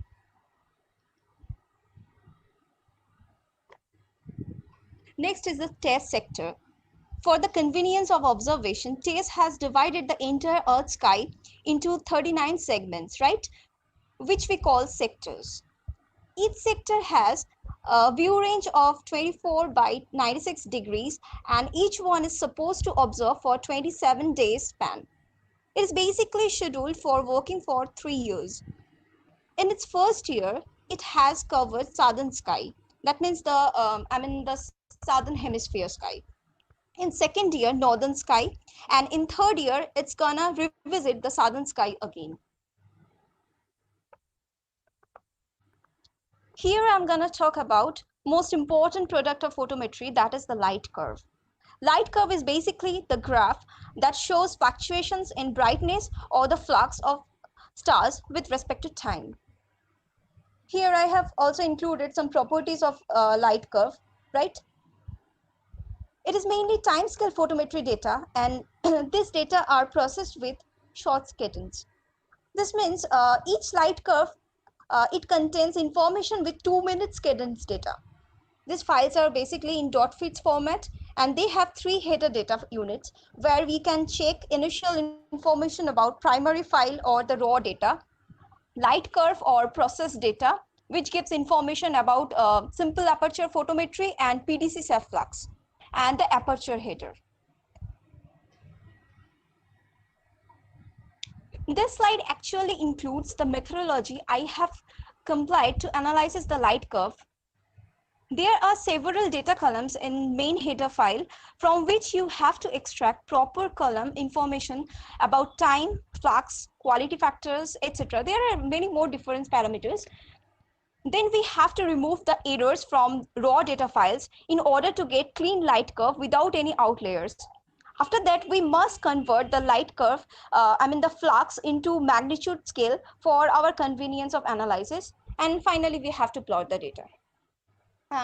Here you can see some light curves and my entire data analysis was done using Python programming.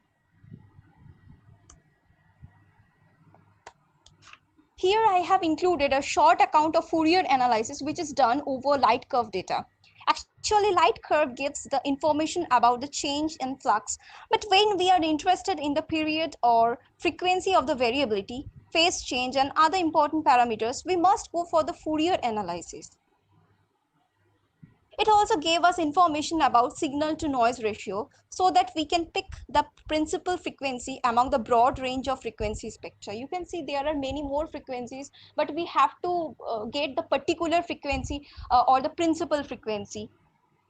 As this is processed with short cadence data, so I have done Fourier analysis up to Nyquist frequency or the highest frequency with 360 cycles per day range.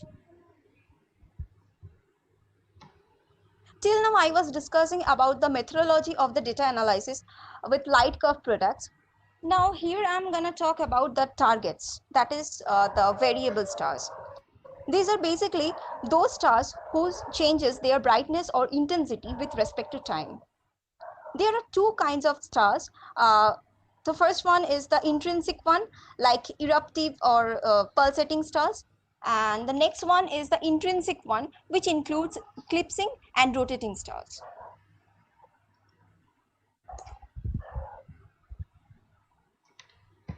Pulsating stars are one of the important part of the intrinsic kind of variables whose sizes and shapes results in some acute fluctuations in luminosity, which shows periodic variations in light curve.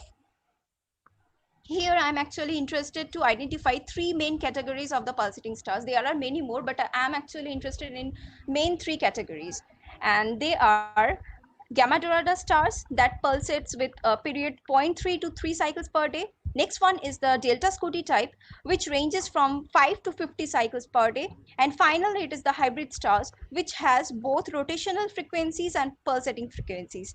It is actually to be noted that we identify rotating stars if their frequencies are less than 0.3 cycles per day. Here now onwards, I'm going to show some important results. You can see I have identified some targets with rotational frequencies. In both cases, frequencies lies below 0.3 cycles per day.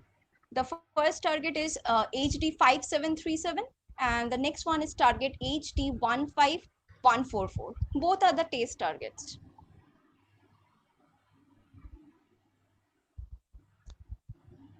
Here are some targets with gamma Doradus frequencies. These are purely pulsating in nature. The gamma Doradus targets are HD 12447 and the other one is HD 39082. Both are purely pulsating in nature. Here I have shown some targets with Delta Scuti type pulsation. You can see lots of peaks between range 5 to 60 cycles per day.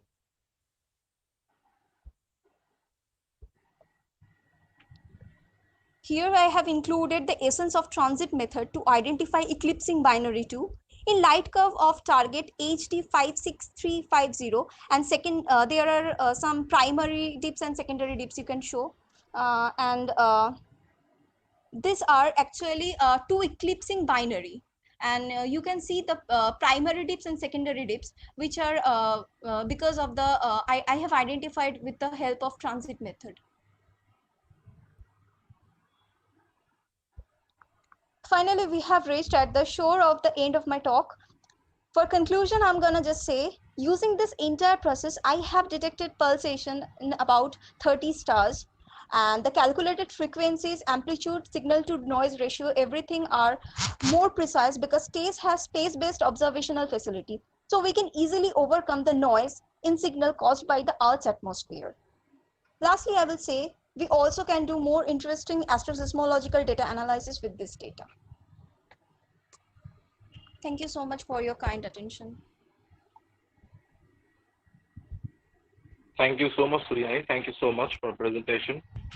The next participant is Suyog S. Suyog, are you present?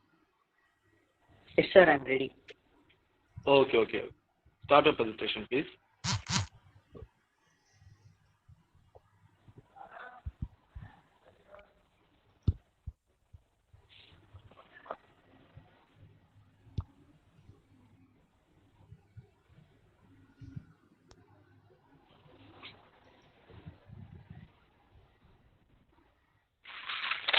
So my name is Yogesh and I'm studying in 9th standard and I am from Karnataka.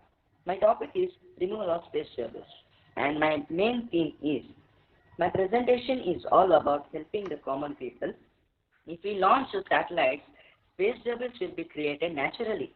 This will harm the farmers indirectly. So removing of space service is the most essential and this is my main theme.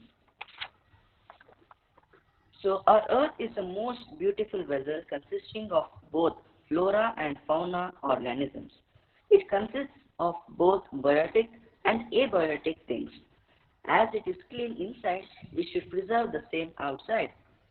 So this presentation is to provide the information and ideas to preserve and to protect the environment outside our space. So then, what is space debris?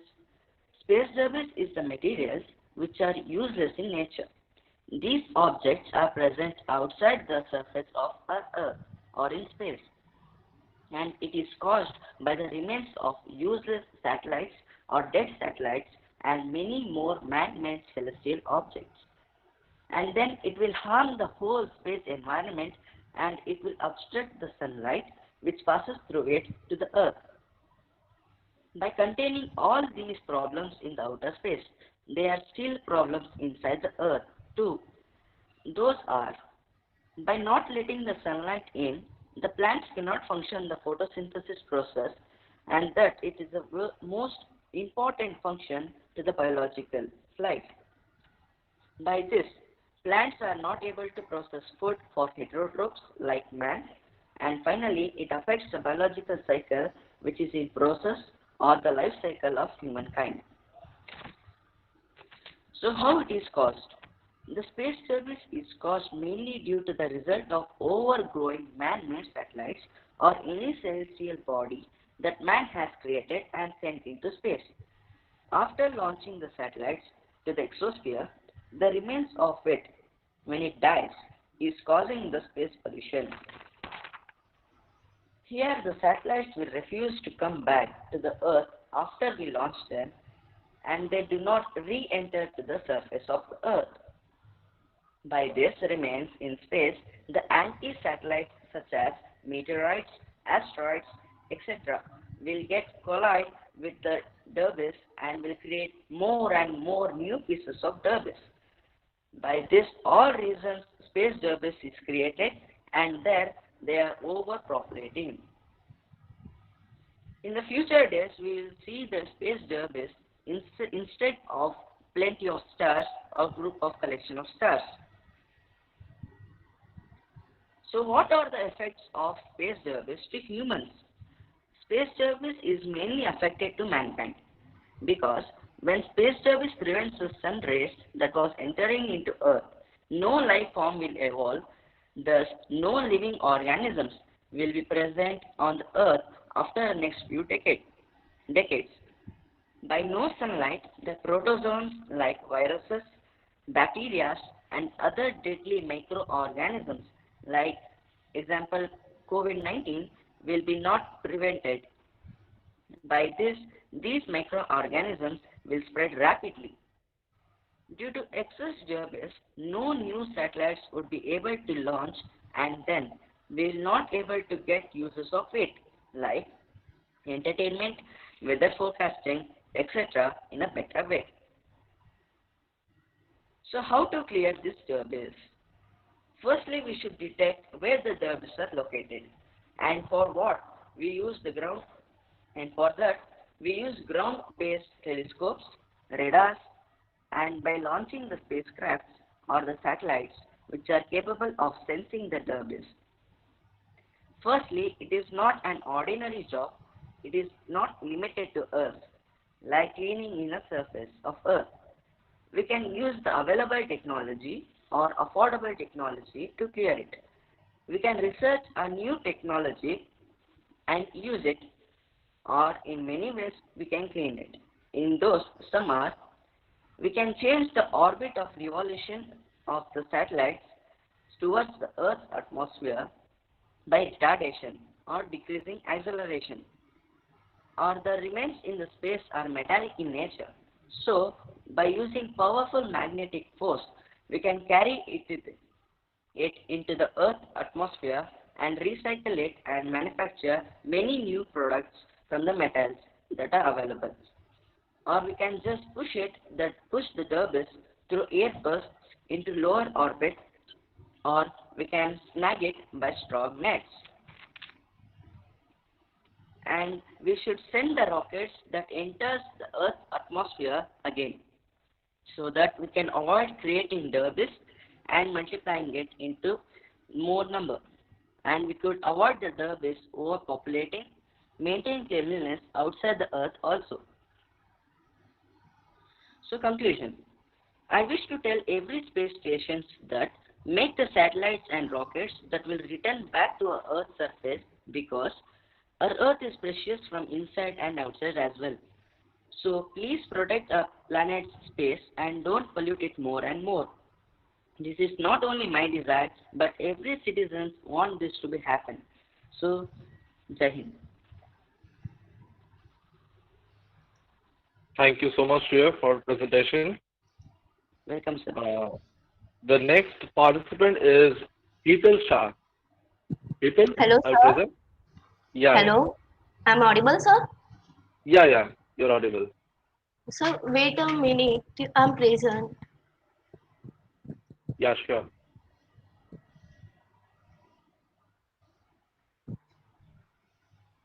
So my screen is visible. Hello. Yeah, your screen is visible. Okay. You Okay. have 10 minutes in hand. Start. Okay. Hello. Good afternoon, everyone. I'm Hetal Shah. Today I'm going to present PPT on the cosmology. First, we know what is cosmology. By definition, cosmology is a branch of astronomy concerned with the origin and evolution of the universe. It seeks to explain how the universe began, how it evolves, and its fate. So, cosmology is the study of the universe at the most extreme scale of the space, energy, and time. We all have one question: what is the beginning of universe? So there is a many theory that explain the situation of universe, but the widely accepted for the origin and evolution of the universe is Big Bang model, which states that the universe began as an incredibly hot and dense point roughly 13.7 billion years ago. Big Bang is the idea that universe began as just a single point, then expanded and stretched to grow as large as it is right now. And it could still be a stretching.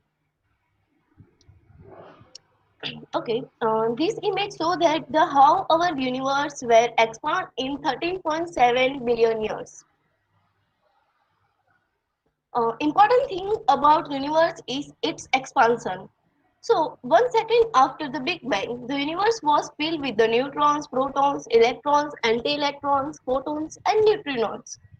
During the first 3 minutes of the universe, the light element were born during a process known as Big Bang nucleosynthesis.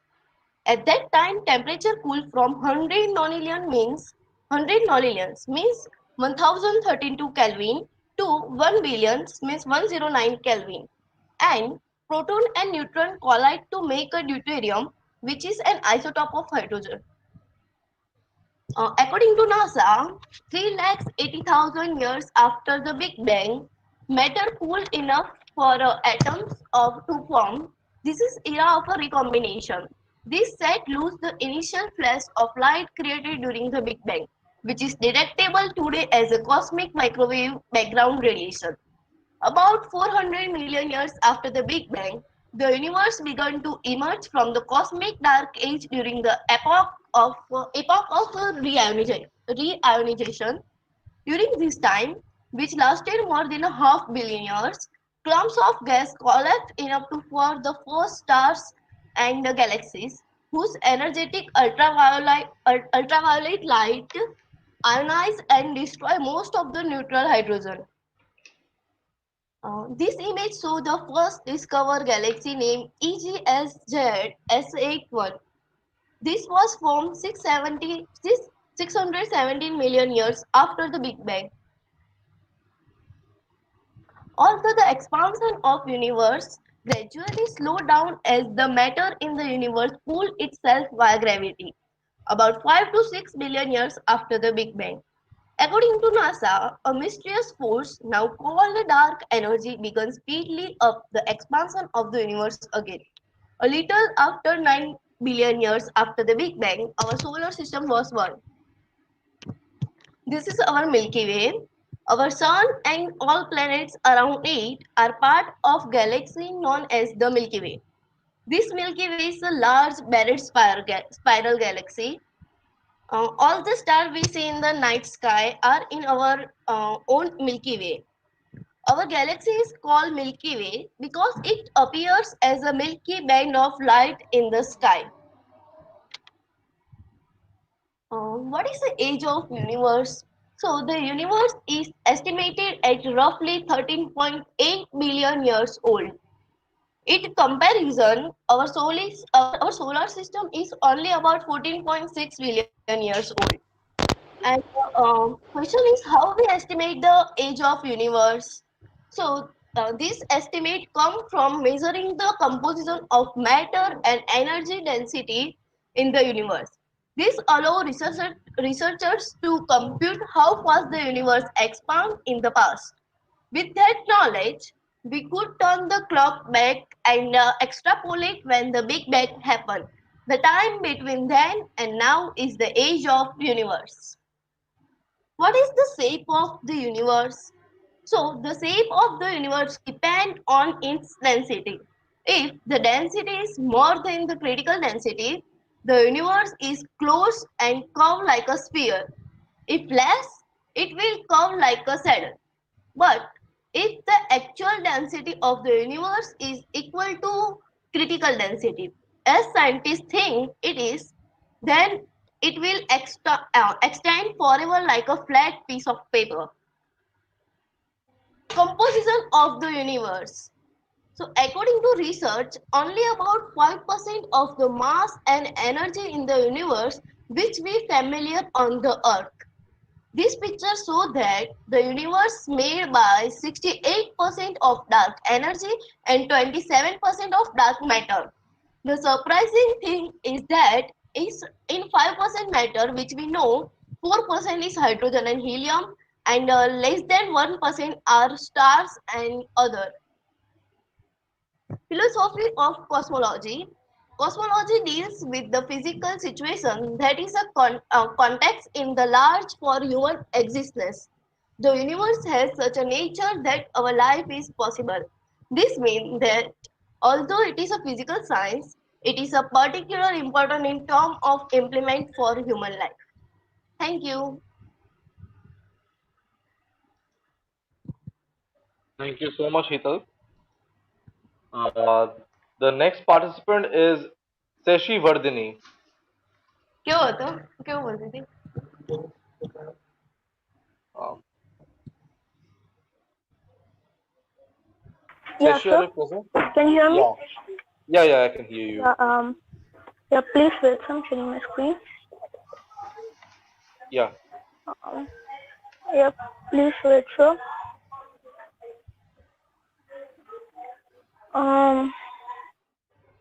The screen visible? Yes, your screen is visible.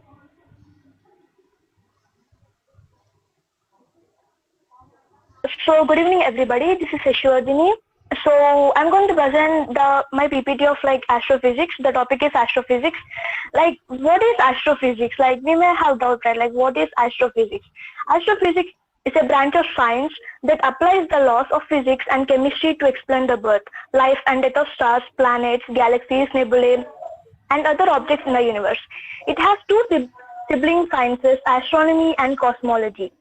So, and also in simple words, we can define the astrophysics is the study of like how stars, planets work, and also it is the study of how the universe started and how it is changing with time. So my first lecture is like about ideas about the universe. Like there are many ideas about the universe. Like one may think differently about the universe. Like many people around the world, they can't think same about the universe. Like they have their own ideas about the universe. So in this way, at the earlier times, the people also have like different ideas about the universe. Like at earlier cosmologies in like Christian or Muslim tradition, the universe started at finite. That means they believe that like we can measure the universe, and like they believe that the universe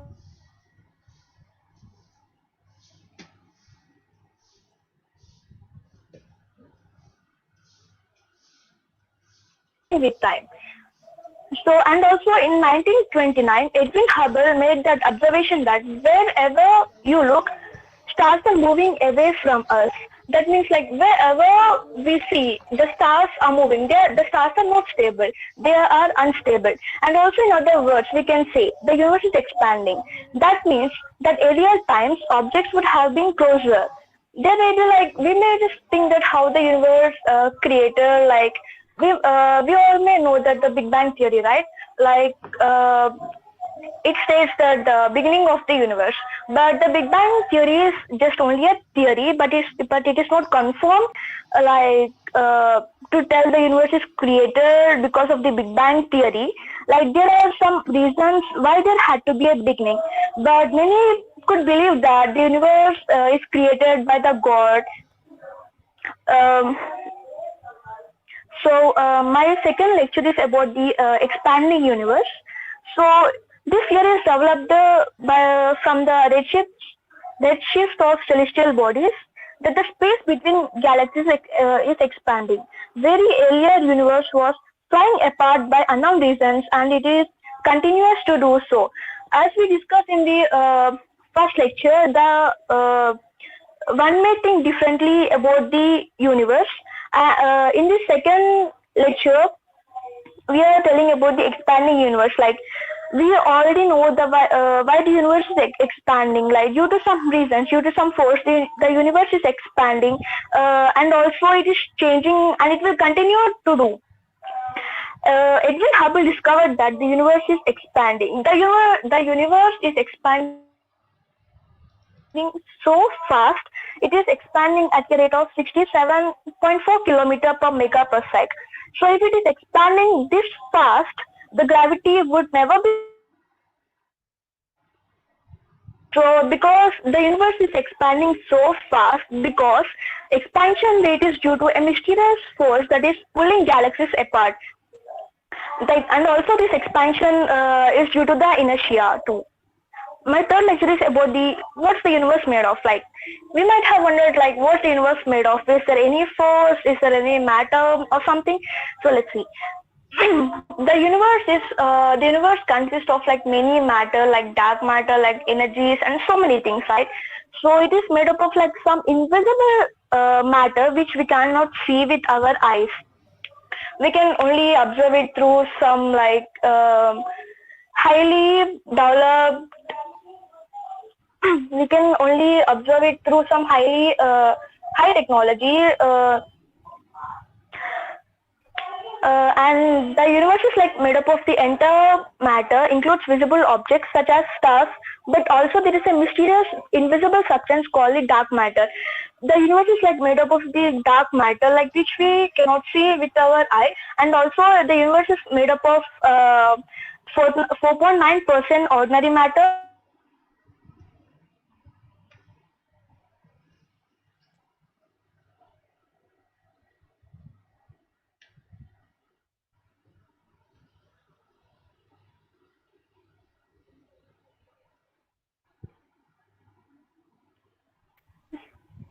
black holes. Like they are like very strangest objects in space, and also very mysterious objects, right? Like the pull of their like they have so much like mass, and the pull of their gravity is so great that even the light cannot escape. Mostly the black holes, they form when massive stars run out of fuel and die in an explosion. The main parts of a black holes are event horizon, singularity, accretion disk. There are like two main types of black holes they exist. One is stellar and the other is supermassive. The stellar black holes, they form like when the huge stars explode as supernovas at the end of their life. Supernovas Supermassive black holes are found at the center of galaxies with huge mass and like with greater gravity. Some black holes rotate like thousands of times per second. Like nobody like they rotate like so fast. Like they rotate so fast per second. Nobody knows like how exactly what's inside a black hole.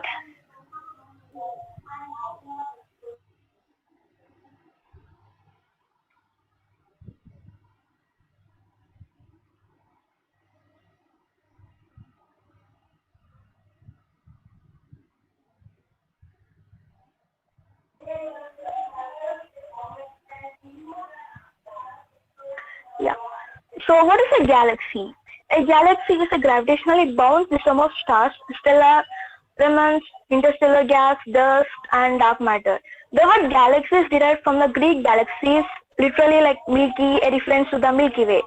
So there are billions of galaxies in the universe. They're stretching so far, like we can see in every direction. Our Milky Way galaxy is also just one of the hundreds of billions of galaxies floating in the vastness of the universe. Milky Way galaxy.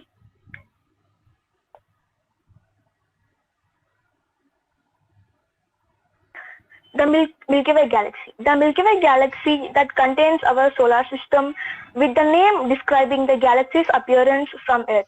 A hazy band of light seen in the sky formed from the stars that cannot be individually distinguished by the naked eye. Our Milky Way galaxy is a spiral galaxy. In the center, there is a bulge containing like mostly of the galaxy's stars, and around there is a flat disk. In the center bulge, there is a black hole which is more massive than Sun, like 4 million times more massive than Sun. So now we're going to discuss about like galaxy shapes, spiral galaxies.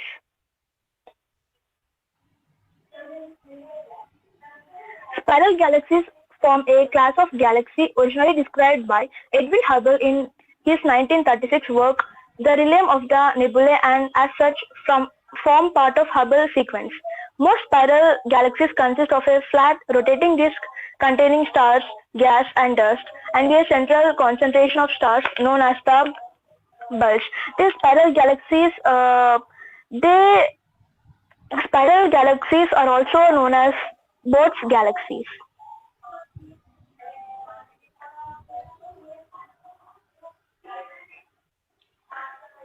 Barrett spiral galaxy. A Barrett spiral galaxy is a spiral galaxy with a central bar-shaped structure composed of stars. Bars are formed in about half of all spiral galaxies. Bars generally affect both the motions of stars and interstellar gas within spiral galaxies and can affect spiral arms as well. Mostly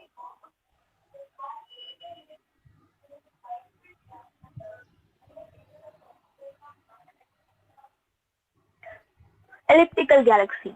An elliptical galaxy is a type of galaxy with an approximately ellipsoidal shape and a smooth, nearly featureless image. They are one of the three main classes of galaxy described by Edwin Hubble in his Hubble sequence and 1936 work, The Realm of Nebulae, along with the spiral and lenticular galaxies. The elliptical galaxies mostly contain very old red stars.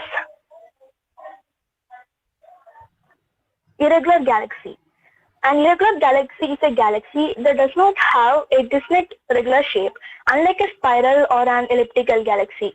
Irregular galaxies do not fall into any of the regular classes of the Hubble sequence, and they are often in appearance with neither a nuclear bulge or any trace of spiral arm structure.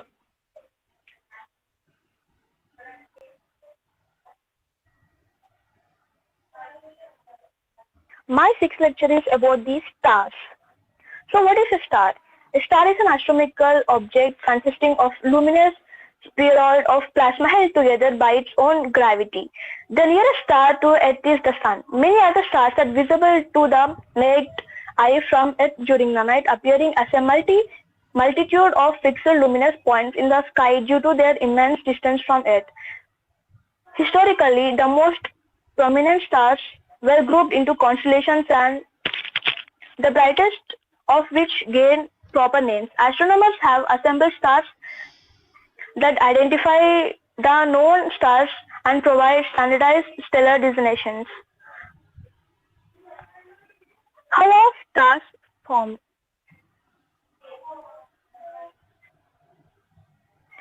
Stars are born within the clouds of dust and scattered throughout most galaxies. Steffi, I want to stop you because your time is over. Is over. Yeah. Yeah, so the last participant for this PPT presentation is Indira Kumar.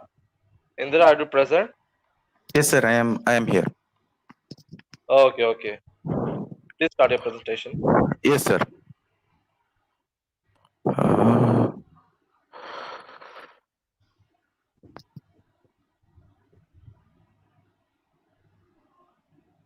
Sir, is the screen visible? No, Indira.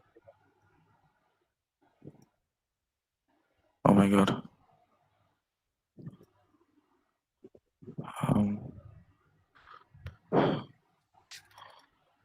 Sir, now? No, your screen is not visible. Oh, oh my God.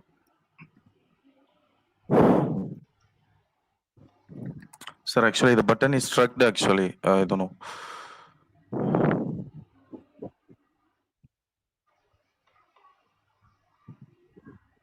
Sir, can I go out and join again? The button is struck now. Yeah, Something yeah. is... You go out and join again. Yeah.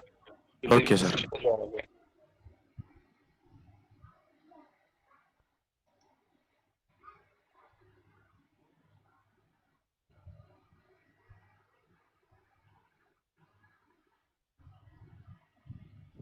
Sir, am I audible? Yeah, yeah. You are audible.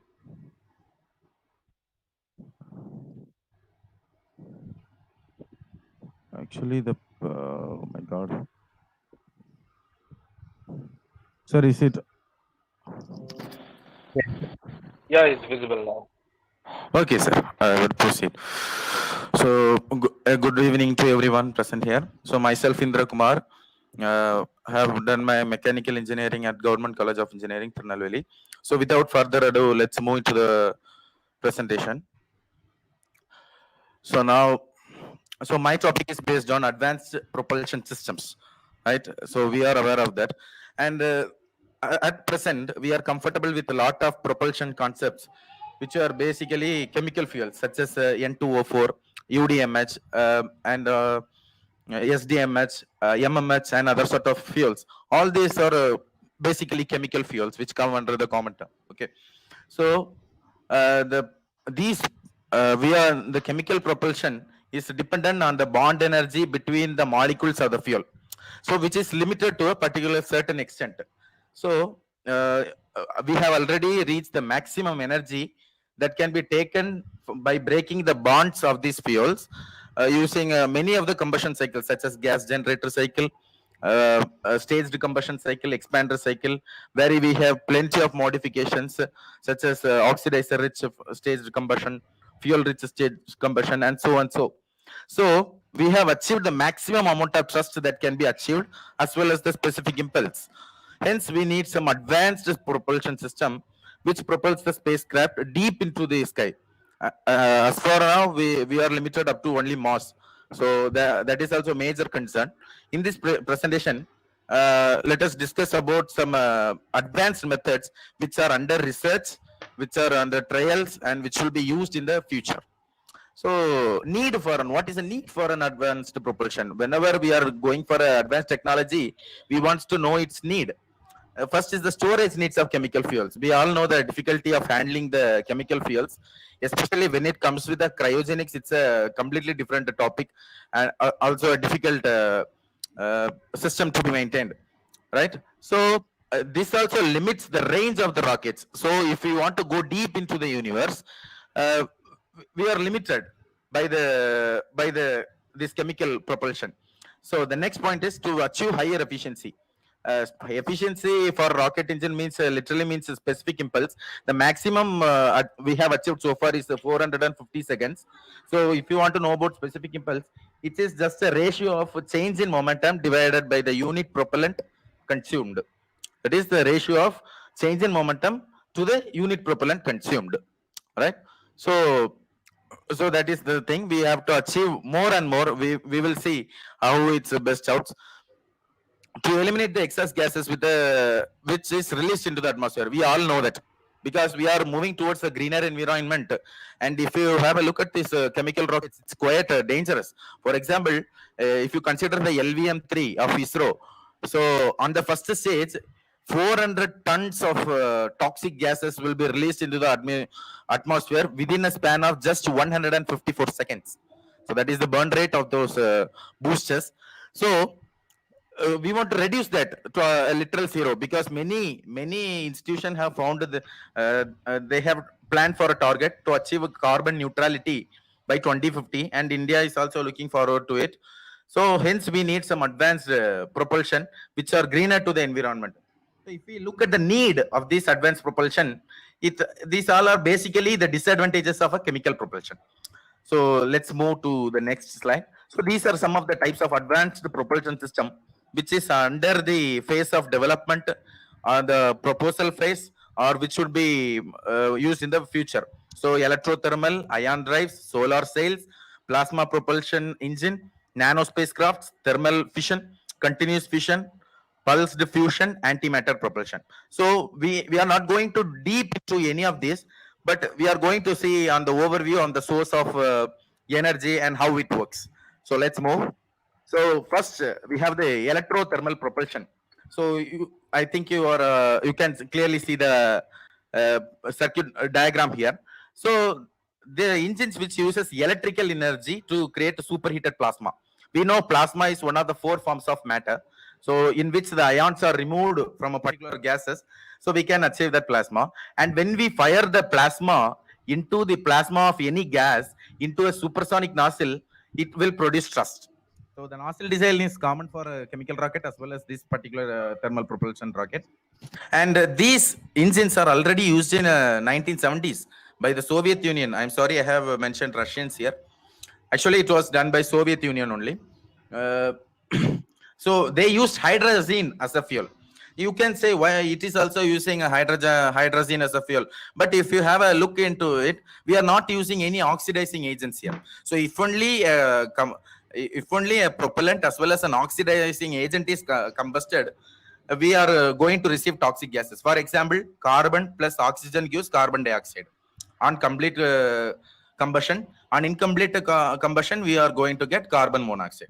The same way, we are just avoiding the oxidants here, and thus we are providing some cushion for the advanced propulsion, right?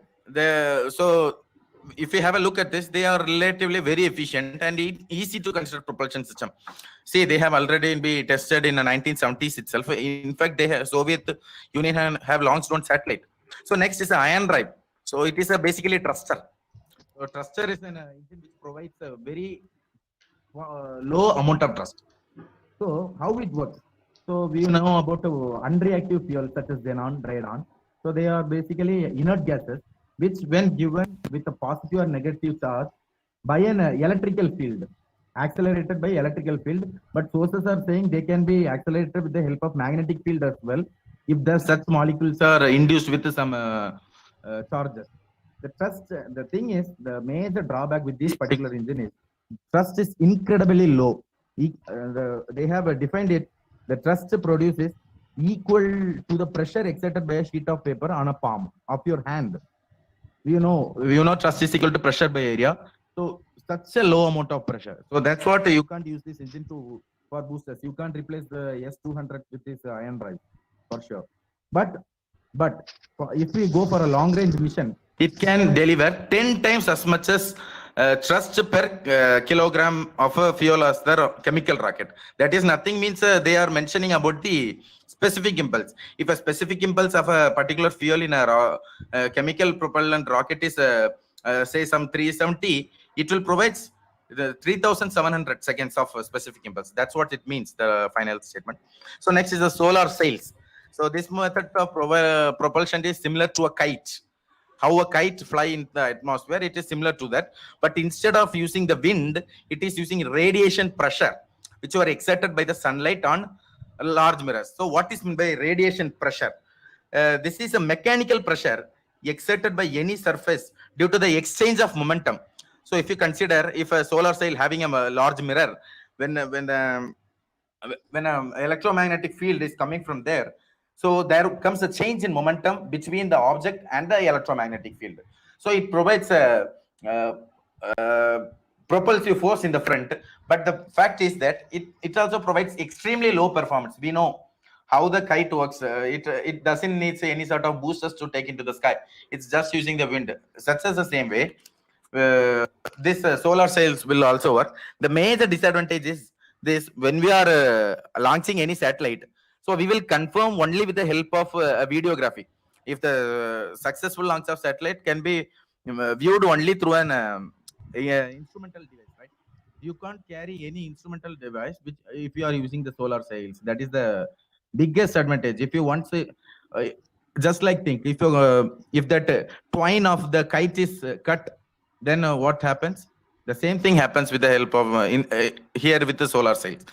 Actually, NASA have developed more than four types of this, and this is one among that type. Then is the plasma propulsion engine. So if I want to say, it should be somewhat similar to this, but the fact here is it uses a propellant gas. But here it doesn't use a propellant gas. Instead, it uses the non-reactive fuel. That is, which one is used on these ion drives, right? So instead of non-reactive fuel, the magnetic currents and the electric potential accelerate the ions in plasma to generate thrust. You can see two types of antenna to provide that generating thrust, accelerate the ions. One is the plasma source antenna, another is the RF booster antenna. RF literally means the radio frequency. You can see that differentiation in the picture itself, how much it's accelerating.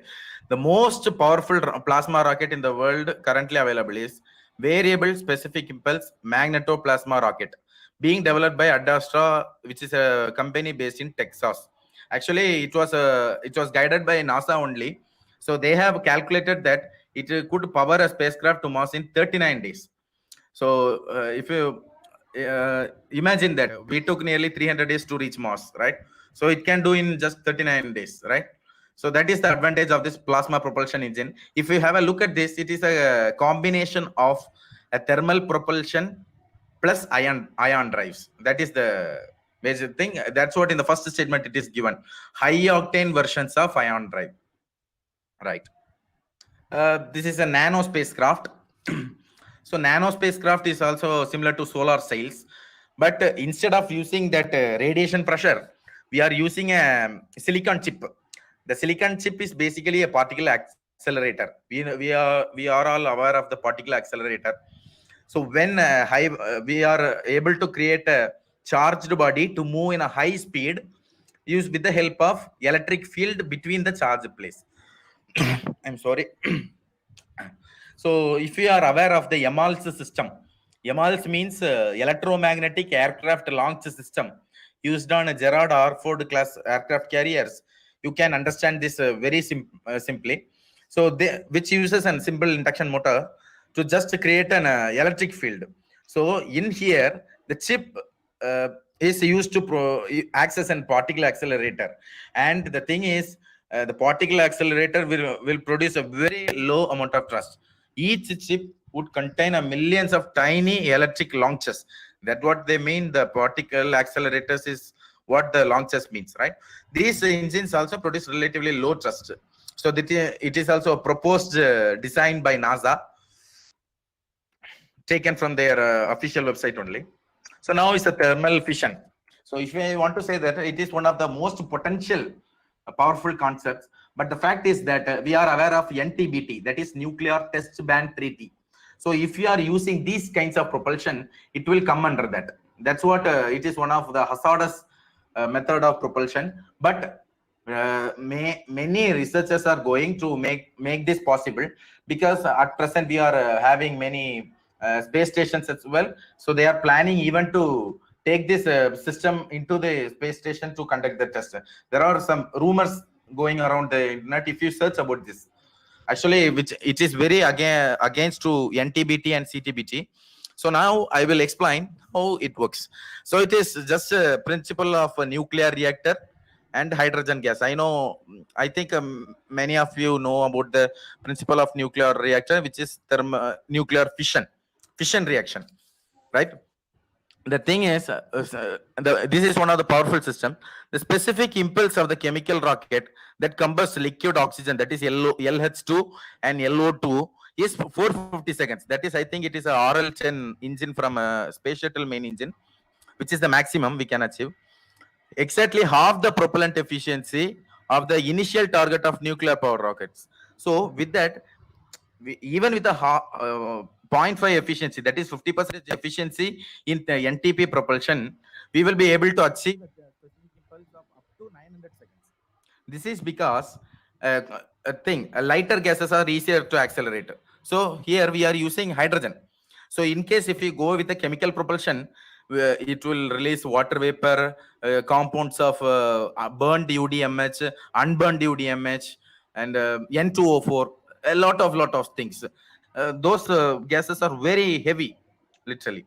When chemical rockets are burned, that's what I have mentioned. They produce water vapor. For example, our Vikas engine will give output of water vapor as the gas generator is steam powered. Okay, this leads to a greater efficiency and allows the rocket to travel farther on less fuel. I'm sorry once again. So efficiency literally means specific impulse when it comes to rocket propulsion. Okay, now it's a pulse diffusion. So this is very simple and it's not yet tested. Actually, it's a proposed design. Even this design itself a huge doubt. It was termed in NASA only. This method works by dropping a true pellet of two. You can see two big tanks, right? Actually, it will be filled with the two hydrogen isotopes. So it will be surrounded by. You can see some metal rings around it, right? The golden structures are that pressurizes to produce enough pressure. Okay, a huge magnetic field slams the metal rings. So the metal ring is usually made of lithium. So what happens? These metal rings will compress and it will rise the pressure of the fusion, that hydrogen isotopes to incredible pressures, leading to fusion process. So you know what is the fusion process? That is a hydrogen bomb, literally. So it will be that fusion products will be let out through a nozzle. You can see the conical structure at the back, which is a skeletal model here, right? A grain of sand of this fusion material would be same the energy content of 4 liters of rocket fuel. Rocket fuel means literally RP1, rocket petroleum 1. It will be used in many engines like Rocketdyne F1. In fact, we are trying to make that. A Merlin 1D engine, etc. So it has a huge potential, but the testing is hazardous. It is extremely against the CTBT, that is the Comprehensive Test Ban Treaty. So this is also one of the drawbacks of this particular system. Now this is the most advanced thing and the last thing, antimatter propulsion. Antimatter. So if you want to know what is antimatter, antimatter is any substance when combined with equal amount of matter results in a complete and direct conversion of all substances into energy. All substances into energy, right? That's one of the important points. So antimatter has a high energy density of any known substance. So for example, if a fuel could provide the most efficient propulsion system with up to 40% of fuel mass energy being converted to thrust. That's what I mentioned before. You can't completely burn the rocket fuel to be exited out of the nozzle because there are few other parameters which will impact the performance of the rocket, such as specific impulse and mass of exhaust gases, etc. So compared with 1% of fusion, see, even a single molecule can produce that much amount of energy. So this is about the research. In 2006, a NASA Institute of Advanced Concepts funded a team named Gerard Smith of positronics research. Actually, they are the one who realized the antimatter, that is anti-positron powered shift. Actually, I have mentioned antimatter. Anti-positron is one of the antimatter which was discovered. Okay, they calculated that 10,000 of a gram of antimatter would be enough to send us ship to Mars in 45 days. 45 days. It is little more than the NTP, but still it is one of the most performing systems. The problem is generating enough fuel. We won't be able to get that 10,000 fuels of grams of antimatter. Unless a source of super fuel is found, antimatter engines will be still remain under the chapters of science fiction.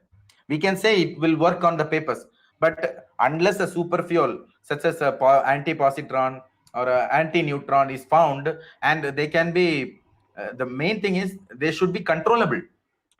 only when those superfuels are found, we can say antimatter propulsion will exist.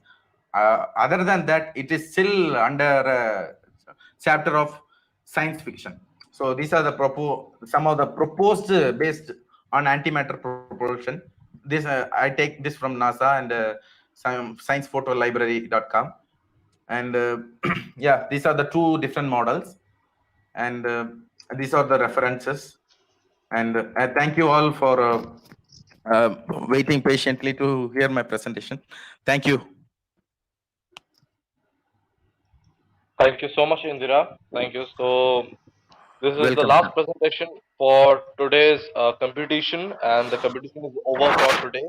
So it was a wonderful session with all of you guys. Wonderful presentations. Means I was so glad to see that all of you have given your full effort behind this presentation, and it was just awesome. Just awesome. So very good presentation by all our participants, all the 13 participants who participated in today's session. So I would like to hand over the session to Mr. Umang Sudani, our founder, to tell something about this session. Yeah. Thank you very much for giving me this opportunity. This was the amazing session. I learned a lot from the school students as well as university students, right? Because today was the amazing session. First time I spared the 2.5 hours for any particular session, and it was the amazing, right? I got the much information, and I also found a very enthusiastic participants, right? Its speech and its presentation is very good.